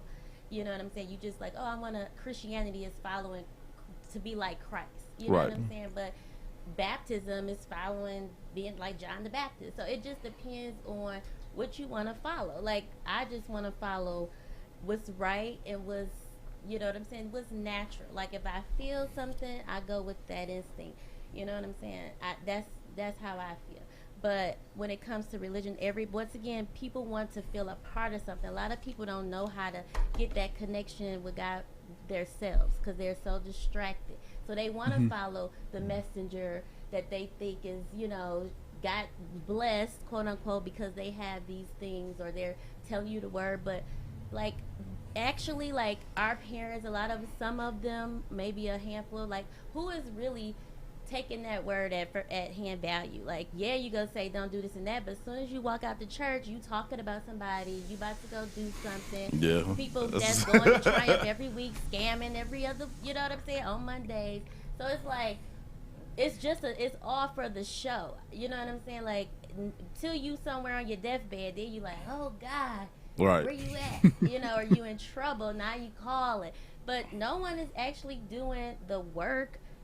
Really, you know, maybe like I said, it's probably a percentage, but it's just about being a part of something, or it's just a tradition. Like you have Christmas every year. Like half the people don't even know why they celebrate Christmas. It's a sense of comfort and a form of belonging for That's many. what it is. That's But- exactly But it what could also is. be looked at as mind control, but I don't want to go into Well, yeah, it. but Ben- I've got some odd Definitely. views. Because I on kind of want him to religion. speak on, because like I found out a lot too when I was talking to the people in my family. This Kind of like a cult is all I'm the saying. false Exactly. dichotomy that sometimes people present, where like I had people tell me like, well, Jay-Z gets to do this, and I'm like, well, if you're a pastor and Jay-Z is your barometer, you really got to question, you know, what it is you're doing. You know what I'm saying? Yeah. Not to say Jay-Z's doing anything wrong. I think what they're saying is that, and this is something sometimes people say this in a lot of instances, they feel like if you're a Christian person, you only can make this amount of money, you only can be blessed up to this a certain extent, you can only have a certain amount of this, a certain amount of these. Yeah. And that's the problem. It's just like, God bless the just and unjust. Because you're a Christian don't mean,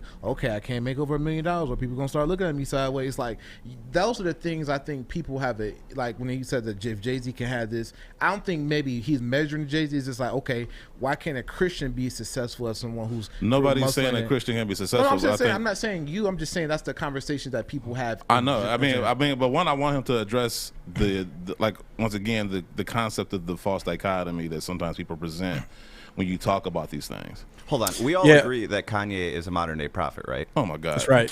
One of the best. I think that applies here. Yeah, there's so much here. Like you could see, like this started as the sneakers, and now we're talking about pretty deep, heady topics on a Saturday morning. Like I so, didn't want to one, get too far into the religion aspect because once again, I didn't feel like you were attacking religion. I think you were Sure. attacking people who, not even Yeah, attacking, it's- but just asking questions.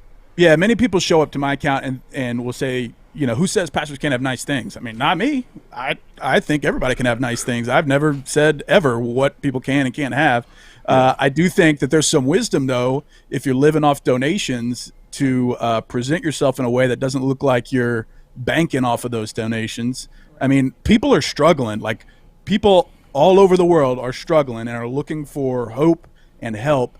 And at a minimum, it's a little gross for a lot of people, and it feels exclusionary if you're donating, you like sacrificially to a ministry or something, and then it appears that this guy or girl is living a pretty lavish lifestyle off those donations. Now, it's almost impossible to say in every situation about if he is or is not, but there is some wisdom or some ownership there in how you present the message of God to the people that are donating to your ministry. Even if you don't take anything from the ministry, if you're one of these kind of social media pastors with immense reach, you have reach across the globe. And so people get to interpret what you put out there, how they're going to interpret it. And you could either not care about that, or you could try to serve them by caring about not being a distraction. And then the false dichotomy is absolutely, I'm definitely not a person that wants anybody to live in poverty or squalor or anything. But I also, for everyone, there's some element where it feels like it's too much. Like if you bring up Creflo Dollar asking for his second or third private jet, to most rational people, that feels ridiculous. I agree with you. Right. But that's like a fuzzy line because are we mad about the one jet or are we only mad about when he's asking for a third jet? And so it's an imperfect conversation. It's a messy thing. It's kind of uncomfortable a lot of times. Very. And 2 years later, I'm just trying to do right by the opportunity to get people to start talking about this kind of stuff because I think, I know for a fact that many preachers have adjusted how they present themselves online and when they present the gospel in hopes of being less distracting, making it less about them and more about God, which I think is for the better. All right. And I think, too, because when you're talking about money, because I feel like there's different categories that you could break it down to. And I think in terms of money, right? Like, I think anytime money enters the system, you have to be real careful how it's handled because it can be easily corruptible. Like I'm a UAW member, and we just came out of a corruption scandal where Chrysler was paying our union members to sell us out. And so money, becomes sometimes when there's a lot of money, that becomes motivation, and so you got to be very careful as far as how you handle that. And it seems to me that sometimes people think religion is removed from that. Yeah, or immune from it. Two, though, and you brought it up in the book, the word clout, like, what I'm saying? Because I think that plays a big part of it too. Wanting to be seen, and and it made me think about, you pointed it out in the book. When I was younger, a particular pastor, he had security guards and he had an armor bearer who carried his Bible for him. And I remember thinking, like, at 14 years old, that's odd. Like, why does my pastor need a security guard? Like, who's coming after this dude? Especially, here's the funny part. If you only need security at church, like, if you that type of person that needs security, wouldn't you need that, like, 24/7? Like, if you're the president or you're a celebrity, right? Like, if you only need it at church, then it's like, what are you preaching? Like, you know what I'm saying? But it's funny how you pointed that out and how that became a thing because of clout. Like, if I wanted to look important, I go to the mall, I'm going to have my friends dressed up in suits with earbuds, because people are going to be like, who's that? He is security. He must be somebody famous. He must be somebody important. And I think that, how much of that plays into the popular culture of some of these preachers in sneakers, I guess. Yeah, it sets them up to not be in a real win-win position. Like part of this is on the congregation of these people, and part of it's on us on Instagram for following some of these people and building them up as celebrities. But if you elevate a guy or girl to the very top where he needs security and needs private entrances and green rooms and everything, none of those things in and of themselves are bad, I don't think. Right. But if your entire ministry is based off of the moral behavior of one guy or one girl, the moment that dude sleeps around or embezzles funds or anything, that entire ministry erodes. Well, if you do it out of needing it, that's one thing. If you do it to portray an image, that's back to manipulation and mind flexing. control. Yeah. I mean, it goes into all these different elements about like social media and how we all build up our own image to try to present ourselves in a way that's probably not really true to what is actually happening. And Christians are no different. We want to present ourselves in a way where people think our life is tight and we're jet setting around the world and we've got courtside seats and everything is like we're living a movie, when in fact, like, most of us have our own problems and are struggling, and it's just almost pointless to build yourself up in a way that attracts glory, because we're all kind of flawed humans. Yeah. And I think in a pastoral perspective, it's the stakes are even higher, because now you have people looking to you for spiritual guidance, and you're building yourself up to look like a celebrity, or we're building them up to operate like an untouchable celebrity. And then, I mean, why wouldn't you screw that up? Like, why wouldn't you, if you're given all the money and attention and fame in the world, it seems like it would be pretty easy to be corrupted, to screw it all up. Yeah. And so would it be safe to say that, like, in the past maybe 20 years, that just the preaching game itself is just a new hustle, like rap for some people? Like, 'cause I like that you call it a hustle. No, it is for some people though. Like, it's just a new hustle. Like, people looking at, like you said, the TD Jakes and all the Kenlocks, and they like, dang, look at they getting this. Oh, they getting a private jet. Oh, people donating for this. And you remember going to church as a kid mostly. Some people get up there, get the Bible, just start talking, saying whatever, and then next thing you know, they build up this following just like a rapper. You know what I'm saying? They just build and build and build onto this facade for clout and all different things, hanging around, networking with the right people, and it just seemed like it's just a new elaborate new hustle.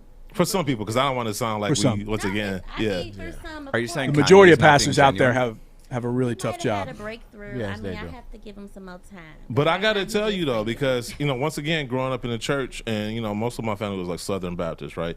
I remember seeing the distinct shift between Bible teaching and like money teaching. Like I literally been in a church where like they would throw money at the pastor's feet, and they would do this thing where they would like gesture like they were pulling on a slot machine, and like money coming to me now. And it was always funny because once again I was like a teenager, and I'm like, okay, like after a year of this, y'all still poor. I ain't heard not one business plan. I ain't heard not one pitch deck. You know what I'm saying? It's ironic because you know what the best-selling book of all time is? The Bible. Yeah. Exactly. And so what was that? The Book of Eli. And it's just funny to me. This one's up next. And it just that's right. Let's hope. It's right. And so it's not. But it was just like kind of crazy to me because it became, when you talk about, like I said, money appeals to everyone because everybody wants it. And if that's your motivation for going to church or your motivation to starting a church, I think that goes towards intent. And I think that's been some people's problem with religion in general, is because they feel like she said, it become the new hustle. And so trying to distinguish between each pastor's intent becomes too much of a chore, and it's just like, I'd rather not deal with it and not go. If you just go back in history, like if you just look at history, even like, the Vatican, the Catholic Church, from where it even started. The Catholic Church is probably the worst. I mean, really, if you look at from how it started, it was so many different entities, so many different people pulling this, pulling that, all for control and power. Same thing now. Like I said, I would say, it's like I said, for most people, it's the power. It's always been about the money. Like even if you like looking at like the Aretha movie, when she grew up in church, that was how a lot of these Motown singers and singers and stuff from that era started out in the church. But if you look at how all of that was happening, like you had the most famous artists coming to the church, you had this famous pastors from the South coming to the church, famous singers coming to the church. I just feel like this has always been a baseline for profit. And and some people may be upset. I'm sorry. Like, I don't give it the maybe 20-30% of the real list of people that's really trying to get the word out, people really trying to, find themselves or have that connection with their spirituality or religion. But the other 80% for me is all about profit and power. And if you really do your research, that's a high number, huh? Do your research. You will see how. I don't even know if I would go that high. It's always about money and power. So let me ask people this. So when a preacher is doing something or reaching out to people when they need donations, they need money or X, Y, and Z, right? And so you have a problem with that, right? Rightfully so. But when Kanye does it to you, don't speak to you, don't talk to you, but when it's time to drop a shoe or it's time to drop some merch, he's all on Instagram shaking hands with people, and you divulge in that and you support that. The same accountability that you hold that individual when it comes to helping people, because you don't have to be a preacher to help the people. You don't have to be a preacher to help the less fortunate. So my thing is, if you're going to hold them as far as their benevolence and how them helping the people less fortunate, and as far as when it comes to that message, shouldn't you hold other people that you support the same way? No. How? I disagree with that because one, intent. Kanye is not a pastor. He's selling you a product. He's in it for himself. So I don't hold Kanye. Pastor. He's a revolutionary. Okay. He's a martyr. Okay, now you just being Dunks is here to stir. I know he's just here to spoil the conversation. But no, so I don't look at Kanye as a pastor. I don't look at him as some type of moral compass. I don't look at him as some type of leader. Who else has accomplished what he's accomplished? Okay. No. I'm not saying that. Hold on, let me answer his question though. So I look at it like, okay, Kanye's selling some music. Here's my $10. There's a trade-off. Whereas a pastor is selling you a lifestyle. He's telling you this is what you need to do in order to be blessed, to live, to go to heaven, all this other stuff. And And that's why I wanted to kind of get this conversation back to, because and I started this conversation off about accountability, right? So if you're a pastor, right, you're accountable to the Bible, right? And so there's a lot of scripture in there, especially, the reason you call yourself Christians is because you are Christ-like, right? He's the example. And so Christ himself talked a lot about the poor, and he talked a lot about the rich, and not in a positive way. He talked about it's easier for a camel to make it through the eye of the needle than it is for a rich man to make it to heaven. There was the parable he told, or I think it was a situation where a rich man gave a lot of gifts, and this woman, I don't know if it was some perfume or something, and he said that she gave more because she gave her all, she gave her last. And so he consistently talks about that. So when you look at that in juxtaposition to pastors now, because I don't compare pastors to Kanye, I don't compare pastors to Jay-Z. They're not the barometer. So if you're going to promote this lifestyle, to me, like, it has to fall in line with the person that you are calling yourself a follower of. And so I just want to, let's get Ben respond to that first, and then I'll get back to you. Yeah, I mean, if it's hard to distinguish between Jay-Z and a preacher of the gospel, I think that's probably an issue, because Jay-Z's or Kanye's an entertainer and a performer. A pastor is called to lead people spiritually. It's two very different, to me, and what I understand about the Bible is that pastors are called to, James 3:30 talks about a much higher standard. Not many of you should be teachers because you're going to be judged more strictly. The Bible says that. I don't say that. And it's a hard job. Teach. Right.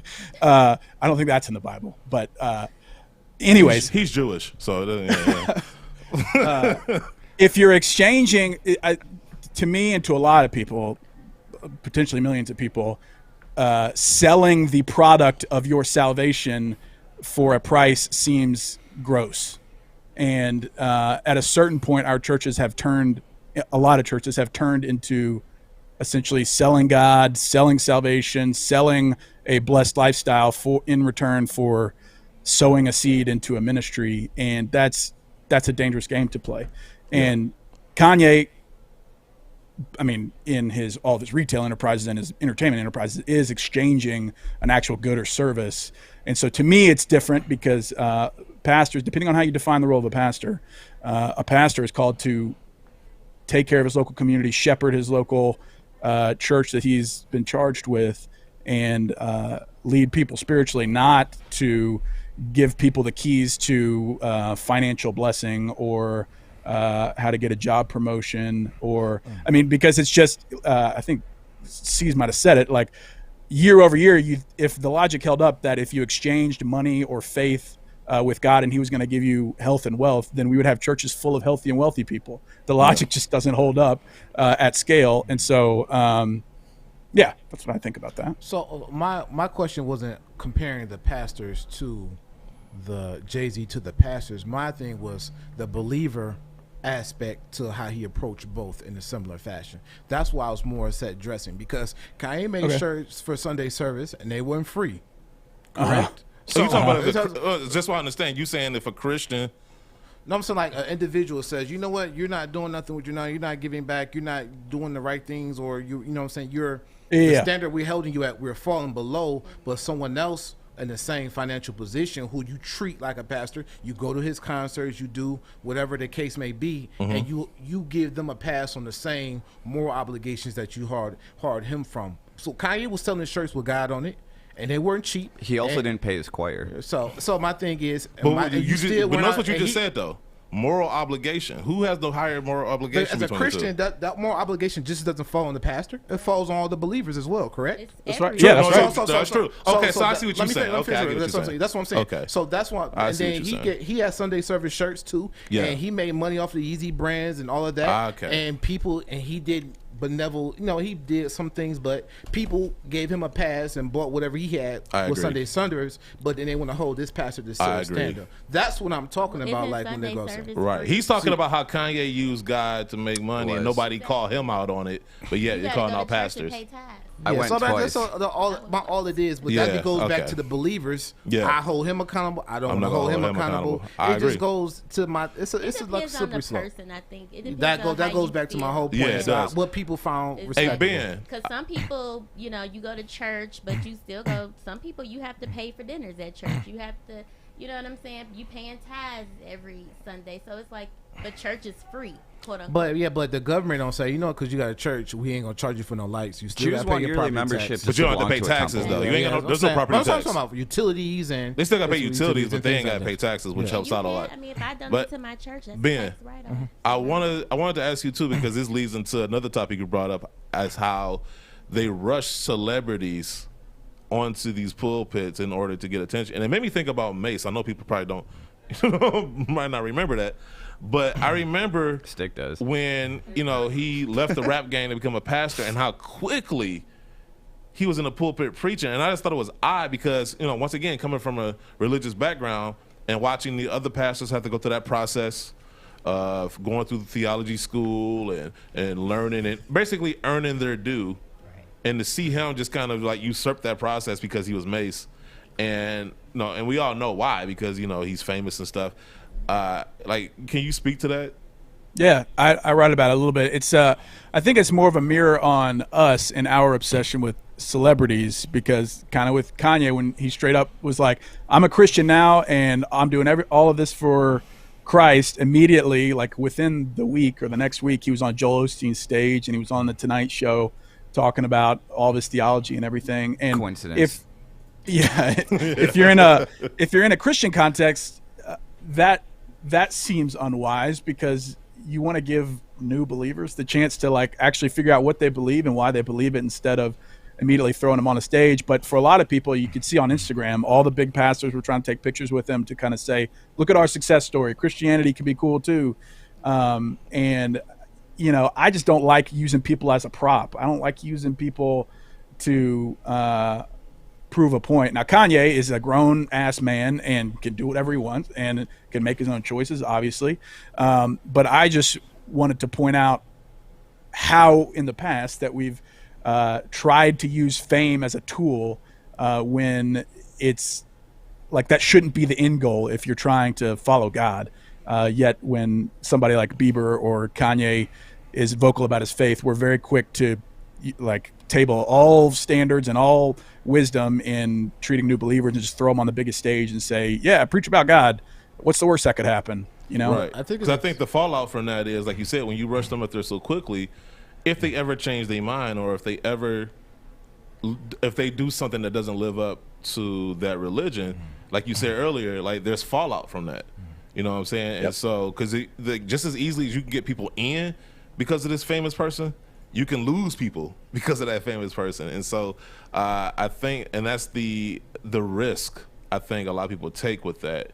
And so, like I said, I agree with most of your premise in this book, where, it's just, to me, like I said, your book isn't attacking one person. You don't call out necessarily any one person. It's more so to start a conversation. It's questions that you have as a person of religion yourself. And it's just like, okay, well, let's start this conversation. Because to me, here's the thing, and I was talking to somebody, I was actually talking to my mother about this, where in any relationship, whether it's you and your pastor, you and your husband, you and your wife, or whatever, right? I think it's healthy to, one, question what your relationship is, and if you're able to ask those questions and answer them, your relationship is better for it. So right. And I think if you have this conversation, with yourself or with other people in your church, or even with your pastor, and you're able to ask those questions, address them, and still remain faithful, I think that makes your relationship better. And once again, this goes back to my point. If you are afraid of having this conversation, you either benefit from the issue we're talking about, or you don't want to come to that reality. Sometimes there are people who are in relationships and they know that person is cheating on them, but they don't want to know. They want to remain in that ignorance, that blissful ignorance, because they don't want to know for sure, because then they have to live with that reality. And decisions have to be made. And it's a hard, uncomfortable thing to spend any brain power on. this isn't something that I really enjoy thinking about all the time or talking about, because there's no concrete answers. If I had the concrete answer, I would give it to everybody. But Exactly. I'm still wrestling through some of these things too. But is it worth discussing? Because, often if we're talking about any single situation, it always usually gets down to, well, it matters what their intent is, or it matters what their heart is, or all these different nuanced things. And if you get bogged down in that, then it makes it start to feel like, well, this isn't even worth discussing. But I want to be the type of person that maybe leans into hard things in hopes of developing either my relationship with God or a relationship with the people around me, and pushing people to be more real with themselves and with their community. Yeah. Now, Ben, I just have a question. Unfortunately, I apologize. I haven't read your book, but I will, because I just That's all right. today. That's all right. Just like kind of going off, like when I think about like Scientology, you know what I'm saying? Like, okay, here we go. That situation. I'm just like, I don't know if you spoke on that in your book or not. Just that entity where it's like seemingly based around celebrities. Mm-hmm. I didn't talk about Scientology, but that is a huge element of that whole movement, is like using fame as a tool to get the word out and to make it attractional. There's some similarities, yeah. Yeah, definitely some Well, also similarities. we got to think about is this. In the Bible days, they went around preaching the gospel to get people's attention, because that worked with the crowds and the audience and population. Sometimes even violently. What does it say about the population where in order to get our attention, we have to go through a celebrity, or we have to make it shiny and sparkly? That is sad. So like that also goes to, like I said, it's a 50-50. That also goes on to the people, because I don't mind if you got on fear of God, that's great. But if your message is just as good, we love Deion Sanders. Why? Because he looked good and he played good. So it's possible to do both. It's just that, if you're using it, if you dress nice but your word is on point. When I go to church, I'm like, okay, how's the word is? And yes, it's different dynamics. Just like how they have women dress a certain way so they can get album sales and attention. So the problem is with inside the church, because there's a moral obligation, but outside of it in every areas are the same problems as well. Yeah. Yeah, I mean, our churches are filled with people just as they are outside of church, and so it makes sense that the way we attract people or market or sell or whatever looks pretty similar to how the rest of the marketplace does it. And I think there's ways that maybe we could fight against that a little bit, because I think the way they did it back in the day was probably the right way to do it, since they're the ones that ended up in the Bible, that the prospect of eternal life or following a God that's in control, that should be the thing that attracts people, instead of a good looking dude or a nice sounding song or a nice sounding production. All those things have utility, and all those things, I think we're called to be excellent in everything that we do. And so there's an element to that. But once it starts to become more about that stuff instead of the one that's actually worth elevating, I think that's to the church's detriment.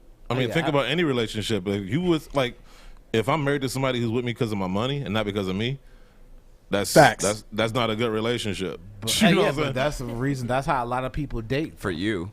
Let's see, wow. Dunk stinks fat chick, so he has to take what he has. It's sad, but that's how a lot of people date. Jesus No, Christ, I mean, but bro. just because a lot of people think that way doesn't mean that you have to think that way. No, I'm saying, but I'm just saying that's the issue. We know. That's definitely the issue, and I think, but it's worth addressing, though. It's worth addressing. Well, I just think that we're just the same hard-headed people we was back in, Moses' time, because people were worshiping idols back then, and it just seems like that as people, we're just worshiping idols instead of what's really getting us by. But I think the problem is now is that people, like, I agree with you, for lack of a better word, idol worship. People, you believe in everything, but I think people have been, going to your point about the hustle, I think people have been able to take that and under the guise of religion and use that to manipulate people. But people were worshiping idols, and then Moses went to the top of the hill, spoke to God, got the 10 Commandments, and we worship those. Well, that's true. Just saying. I gotta point this out too, because we're having this conversation, and like I said, I don't want to seem like we're attacking anyone's religion, because I don't think you were. Oh, that was from Judaism. No, I know, but I'm just saying I don't want to seem like we're getting too bogged down in the religion, as opposed to like what you're talking about is, but it all plays hand in hand, because once again, if you go back into history, these things have constantly been an issue regardless of the generation. People are going to want to follow whoever that they think is Whoever. giving them, you know what I'm saying, what they're needing, or No, I agree. I mean, I guess I'm talking about like the specifics of a religion. Like, I like is like because I felt like his thing was is this way are these things. So like I said, I feel like the sneakers part is a microcosm of a bigger issue, like jets and $1 million houses and like he was saying, real estate holdings and stuff like that. When you run in your church like a McDonald's, then it becomes a problem. But I wanted to ask you because I rewatched it last night just to kind of gather my bearings. The John Oliver segment that he did a few years ago on about organized religion and specifically televangelists, and because I want people to talk, because I think too often when we talk about pastors and the opulence and the money, like we look at it as, oh well, that's just his. But the thing is, there's real world consequences to that, because like you said, people are donating their money and their resources to it, and a lot of times they're giving their all. Like in the John Oliver segment pointed out like how this one woman, like she gave all her money, she's battling cancer, this pastor's telling her, buy my holy oil, and she gave all her money and died. And and so there's real world consequences to that. Like not everybody has the money to give. So to that point, to have these people live in opulence while people are struggling, and yet you're using their religion as a way to manipulate them out of the little bit that they have so that you can live off of it. I think that, to me, is the crux I think that you're really getting at. Tell me if I'm wrong. I don't know. The people that do exactly that are freaking messed up, and they're gonna have to account for that, because that's evil. I mean, there's nothing biblical about that. That's pure manipulation. But that's called wolf in sheep's clothing, though. Right? That's the wolf in sheep's clothing, and I think sometimes we get so caught up in defending that we don't stop to think and ask these questions or have these conversations, because the whole point of the wolf putting on sheep's clothing is so that it looks like a sheep. Yeah. You know what I'm saying? And if nobody's willing to ask the question ever, no matter what level anything is happening, that you're gonna have dudes that can succeed at doing that. Exactly. And so like the people that I get criticized all the time, and I get it for what I do, but oftentimes there's no one asking a question about the Jim Bakers of the world or the Benny Hinns of the world that are basically getting mega rich off of baseless claims that God is going to heal such and such person from their cancer. And if everyone around them isn't going to ask questions about it, then I want to be the type of person that raises at least an eyebrow and says like, hey bro, this doesn't seem in line with what you're saying.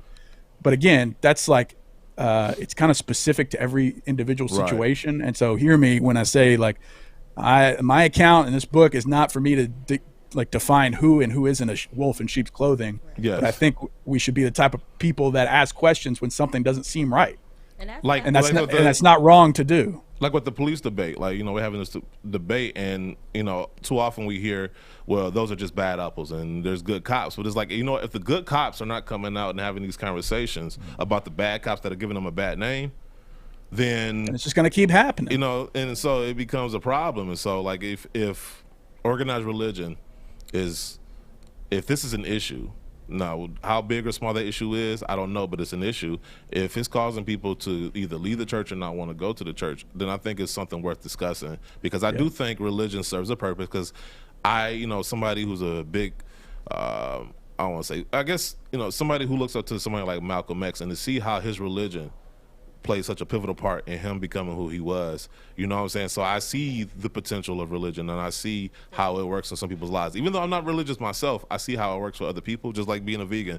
I see how it works in other people. I just choose to eat steak, right? So that's right. You know what I'm saying? So I mean, for some, it's good to inherit their traditions and pass them on, but as long as you can take the moral compass and learn from it or apply it to life lessons. And I just think with the Malcolm X thing too, it's about the doctrine to me. It's like he followed the doctrine of, you know what I'm saying, the Muslim way. But as you saw in his journey, that he realized the people were not all what they was cracked up to be, but the and that can almost ruin, and it almost ruined him, and almost ruined his faith, because and I when you put Ben, sorry to cut you off, is do you think that as the people here, I feel, and do you agree that we need to take accountability for what we're letting? That's what Guru was saying. You know what I'm saying? Yeah. This book kind of is like making me feel that way. Like we're not just necessarily putting our fingers out at the preachers, particularly, or the religions. But what about us as the people? Like, at what point do we take accountability and say, you know what? Yeah, this is a little extra. You know, we can talk about it. You hear people gossiping in the back of the church. He just got a Cadillac, or he just got a jet. But nobody Do people still buy taking Cadillacs? accountability for themselves Yeah. and say, you Do know they? what? Escalades. At some point, I'm going to have to reflect on why am I really here? Am I really Yeah. getting what I'm here for? Because sometimes, you can pick up a book and read, and maybe you can go to people for interpretation or understanding, but you can get it for yourself. You know, Right. I'm gonna give a great analogy to it. You know, when you go in a grocery store, you're supposed to get one thing, you end up leaving with everything else. Yeah. The same thing applies to church. At some point, I'm like, man, I can't go to Target. I go in there and they make me buy everything. Till you say, you know what? I need to go on Target and be more disciplined. Exactly. Go in there, Be get what I'm intentional, getting, yeah. and get Yup. me out. Yeah. And I think the 100%. same thing applies to the church. Like That's right. they can have it. Like my church has. Shout out to Epic, by the way. Yeah. I agree with you 100%. It's like some churches have some things people aren't far as audibles, but if you put the message in a play format, You know. like for Easter or Christmas, Right. then people No. have Pyramid get different schemes. interpretations of it. But that's the same thing. Like go what you need to go for, and do what you need to do, and leave anything that doesn't apply to what Leave you're it there there. for. Don't mind That's it. You know, kind of Right. like the I- old saying they used to say, like, you know, every the pastor is still a man at the end of the day, but you're there for the word. So 100%. Yes, the spiritual message. form, when he's 100%. Message. he's So, in Ben, that atmosphere. Ben, right. you definitely started a conversation. And like I said, like You did. I've always On the sneaker show. I'm sorry, we Hey, kind of no. derailed it. No, I like it though. I mean, because you know, sneakers have a way of kind of, especially nowadays, have a way of kind of bleeding into other facets of life. You know what I'm saying? That's Like right. it's flowed into music, it's flowed into art, now it's flowed into religion. So I appreciate the fact that you used it, like I said, as a vehicle to start a conversation. And hopefully people see it as just that. Like you said, you're not saying this is right, this is wrong. You're not saying he's right, he's wrong. You're saying here are questions I have, here are issues I have, let's have a conversation. And hopefully people are able to see that for what it is and not necessarily get so caught up in what they feel like is an attack, because sometimes people That's right. take constructive feedback as an attack. And so I think that what you did is brilliant. This book is written brilliantly. It's fun to read, and I love how at the end of every chapter you ask questions to make you think. And so That's right. Thank where you. can people buy this book? PreachersNSneakers.com. They publishers don't want you to, publicize one retailer over the other, even though there's the Okay. one that everybody buys books, Everywhere. yeah, everywhere. But PreachersNSneakers.com. And man, I appreciate your perspective on it. I hope that's what other people get out of it, because truly, like, it's not an attack, but it is a concern, or getting people to ask questions. And to Adrienne's point earlier, like, at what point do we look at ourselves for this thing? I think right now, like, the thing I say all the time when people come in the comment section and start to get all judgy, I say is, like, if you want them to be about it, you better be about it also. Like, we have a responsibility too to give and be generous in our own lives, and to have a higher standard than just to, like, get whatever we want whenever we want. And so I hope people get that out of the book as well. But yeah, PreachersNSneakers.com. You can go buy the book, and then on Instagram I'm at PreachersNSneakers, and that should be plenty of content for you to get you fired up. Yeah. Are you a pastor yourself? Because somebody said that. Somebody said you were trying No. to be a pastor. Okay. No, All right. Cool. I just want it would take an act of literally God to get. And me I to do gotta that say this job. too, because I do find it ironic, because I heard the word like judging a lot, and I'm like, for a religion that goes out their way to go tell other people how to live their lives, it's kind of funny. Then all of a sudden, when they receive that criticism reciprocated, gentle criticism. Yeah. yeah, and it's like all of a sudden, oh, you're judging me, but it's like, okay, when you just at the gay marriage rally just a week ago with signs, like, so. And that's a whole bag of worms that I ain't trying to get into, but it's just funny to me how, once again, when I hear judging, sometimes it's to evade accountability. So it almost feels like that. So, but no, I definitely appreciate you coming on the show. I definitely, making time for us or whatever. Stay in touch, man. Like, 'cause Absolutely. I foresee us having more conversations in the future. Absolutely, yeah. And I appreciate y'all having me. This was fun. I didn't know about y'all's show, but now I'm a big fan. I watched earlier, and I saw y'all dishing on the Yeezy 500s, which I am fully on board with. Those are man, you were those doing are so not, good. You were doing so good, man. Those ain't it, Kanye. Where's the trash can? I'm throwing this book away. But yeah, no, I appreciate y'all. I appreciate the deep, hard questions that y'all asked. I think it's worth discussing. And shout out to Detroit and what y'all are doing. I appreciate y'all having me for real. Man, if you're ever in Detroit, man, we definitely got to link up. Or if we're ever in Dallas. Absolutely. Most Absolutely. definitely. Aren't Shout you out about to Ben. be in Dallas? Are you? No, aren't you? Well, we'll talk about that. So, Ben, thank you, man. I appreciate you, man. Take care, man. Hey, y'all, it's a pleasure. Once again, that was Ben Kirby, founder of Preachers and Sneakers on Instagram and the author of the book. And I just noticed this, too. The foreword was written by Joel McHale. So, it's kind of funny. But no, I think it's a conversation worth having. It went a lot better than I thought it was going to go because, everybody here has a different background. And so, a lot of times, like I said, it's very easy to feel like you're being attacked when somebody asks you questions.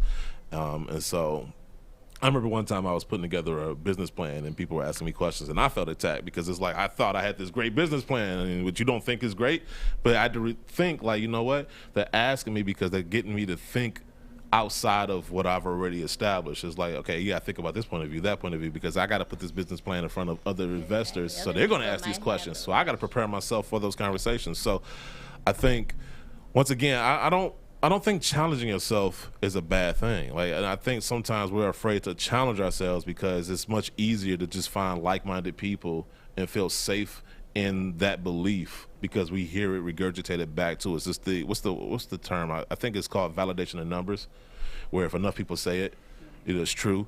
And Guru, remember that meme that went around? Michael Jordan bought up prisons and stuff, and come to find out that it was a white guy in Oregon. And when you think about it, it's like people just believed it because it got passed around so frequently. They did have the same name. His name was Michael Jordan. They had the same name. That's the funny part. But that's it. the funny part. As if there's only one Michael Jordan walking around on this planet. When you think about it, ain't a lot of Michael Jordans with that amount of wealth. Just because somebody's name is Michael Jordan doesn't mean that it has to be the one that played for the Bulls. There's Michael B. Jordan. You know what I'm saying? There's a couple things I went there. It could have been his wealth, his access to relationships. Republicans buy sneakers. It could have been so much. But my point is, people just kind of created this own narrative instead of just saying, "Hey, you know what? Let me look into that." And it feeds into my point how easily people fall into things when they want to believe something and they hear it so often. Yeah.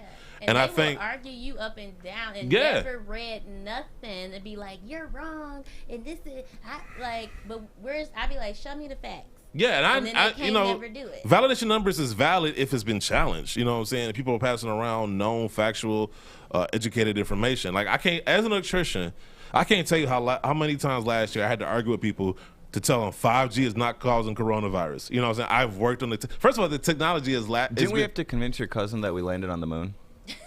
Say what now?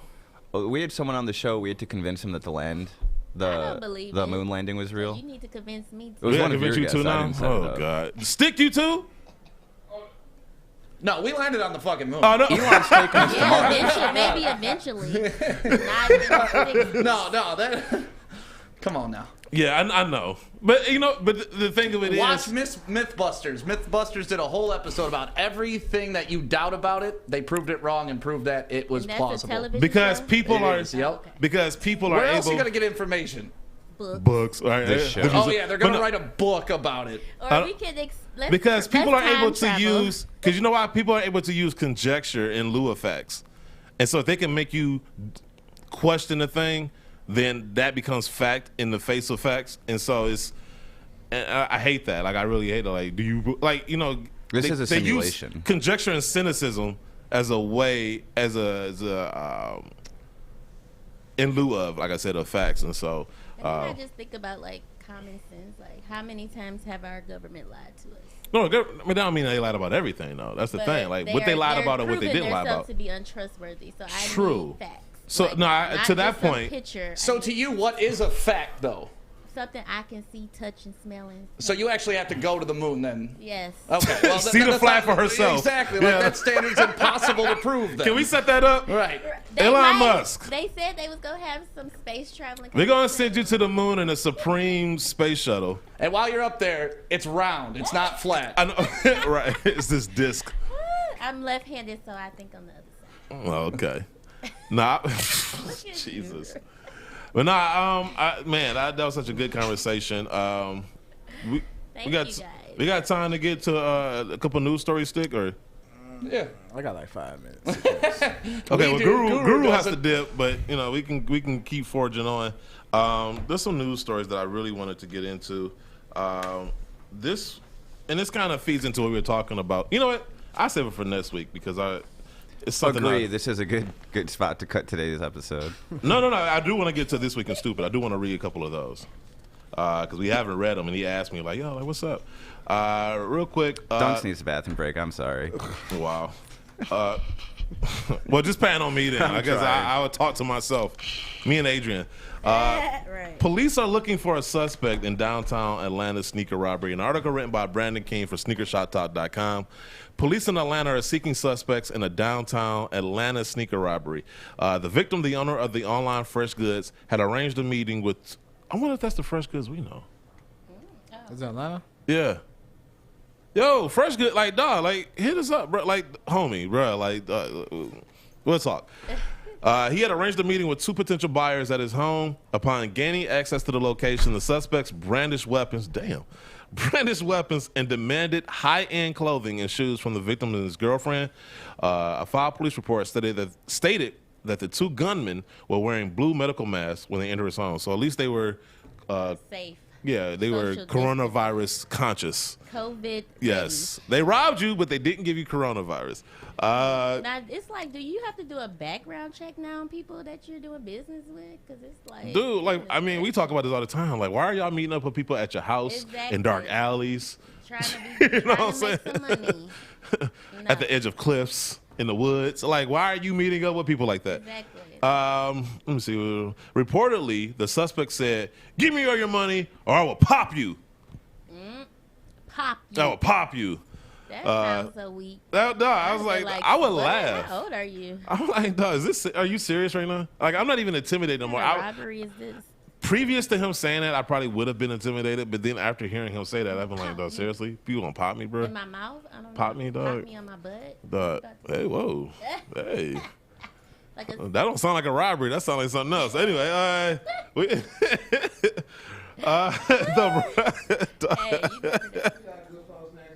see you, man. The robbers took $10,000 in cash, a chain of the same value that the victim was wearing, the victim's cell phone, and several boxes of sneakers valued between $200 and $1,000 a pair. The victim told officers that the suspects got into a nearby black 2009 Hyundai Genesis. sound like some crackheads. Man, I'm saying, who drives a Hyundai? With a waiting getaway driver. A 2009. Man, you must be driving a Kia. As they fled the scene, they crashed at a nearby intersection and escaped on foot. Police arrived at the crime scene to find the car abandoned. The victim of the car crash said that after the suspect ran into his vehicle, they got out, hopped the fence, and ran away. And it was like, don't tell anybody we'll pop you. Right. The Honda, like, they didn't even get nothing for real.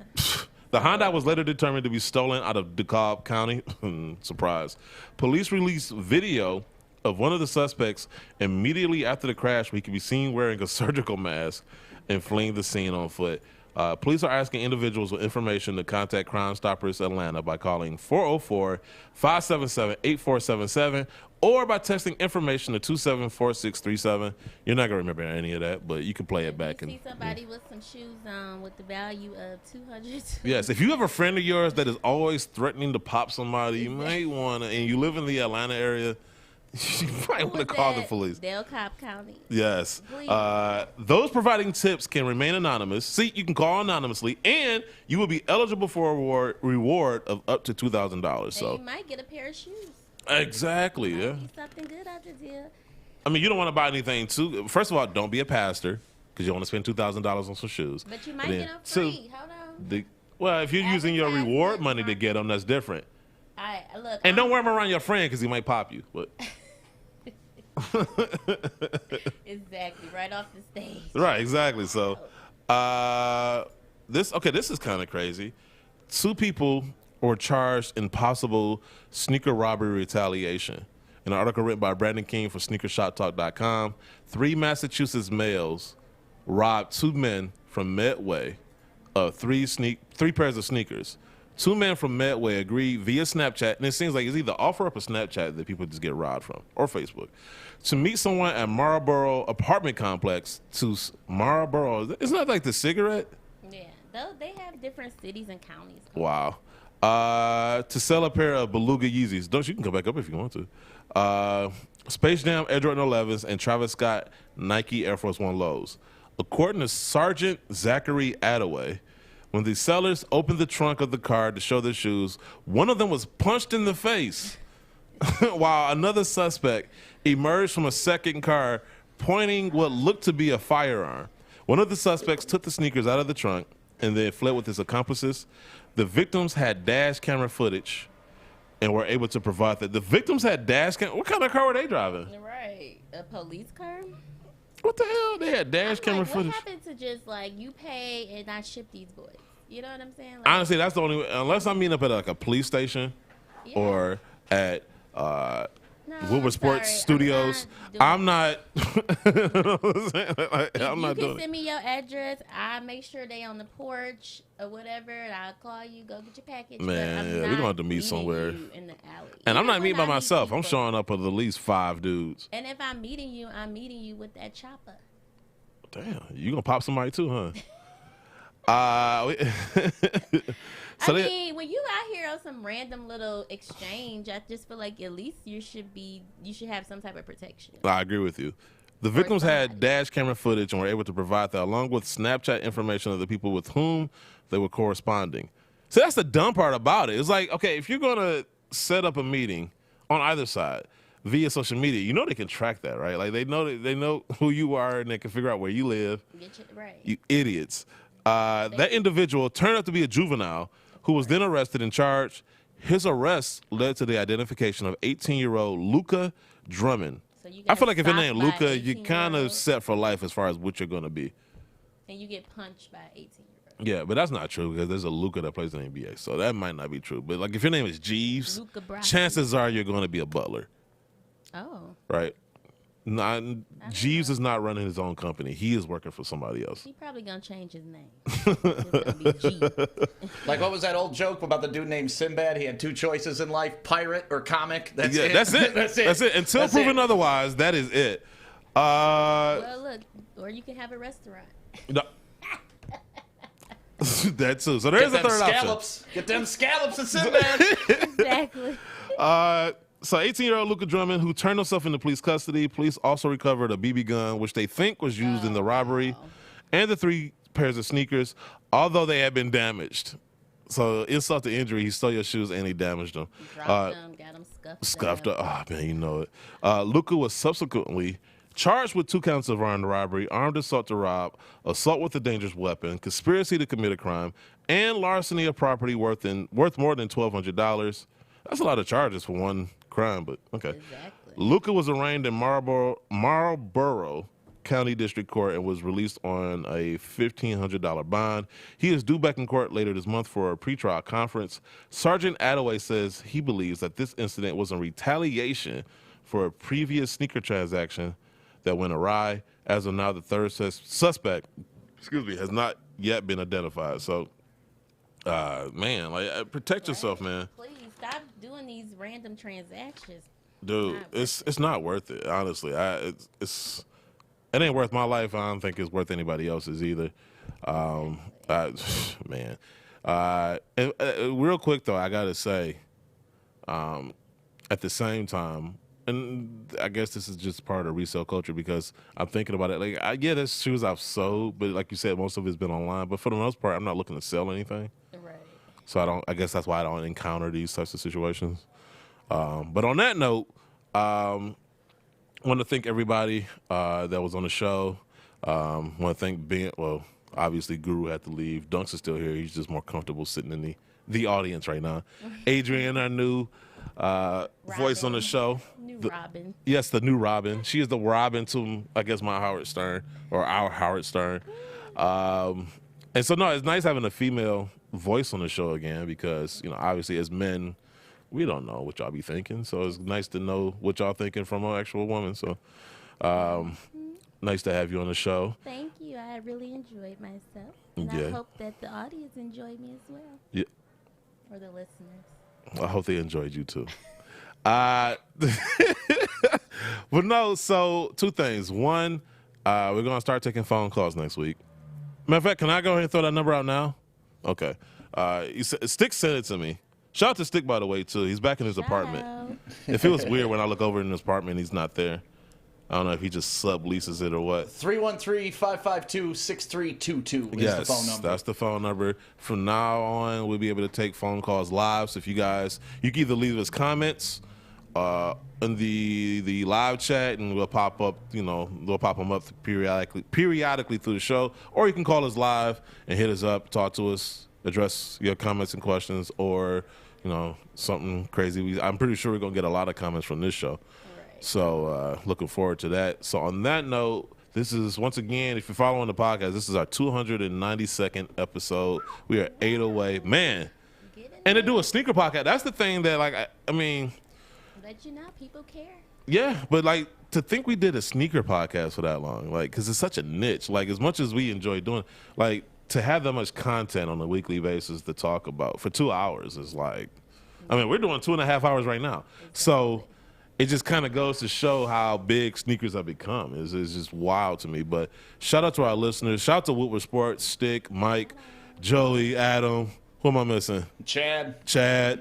Oh, yeah, without Chad, I mean. How can we always got to tip your cap to Chad, man. Like, he is our pastor. Pastor Chad. I'm going to start calling him that, too.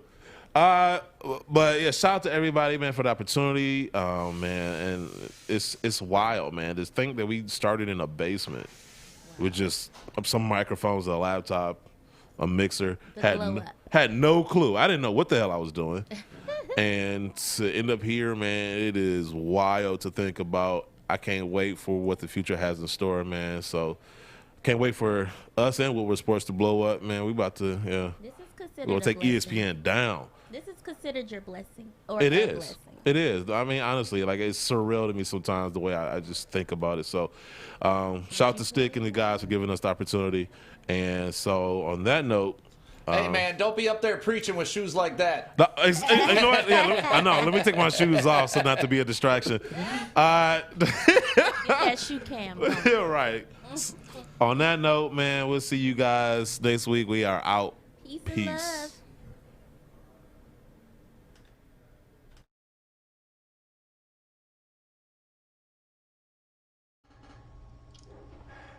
When Caesar asked me to record a video about my first pair of sneakers I bought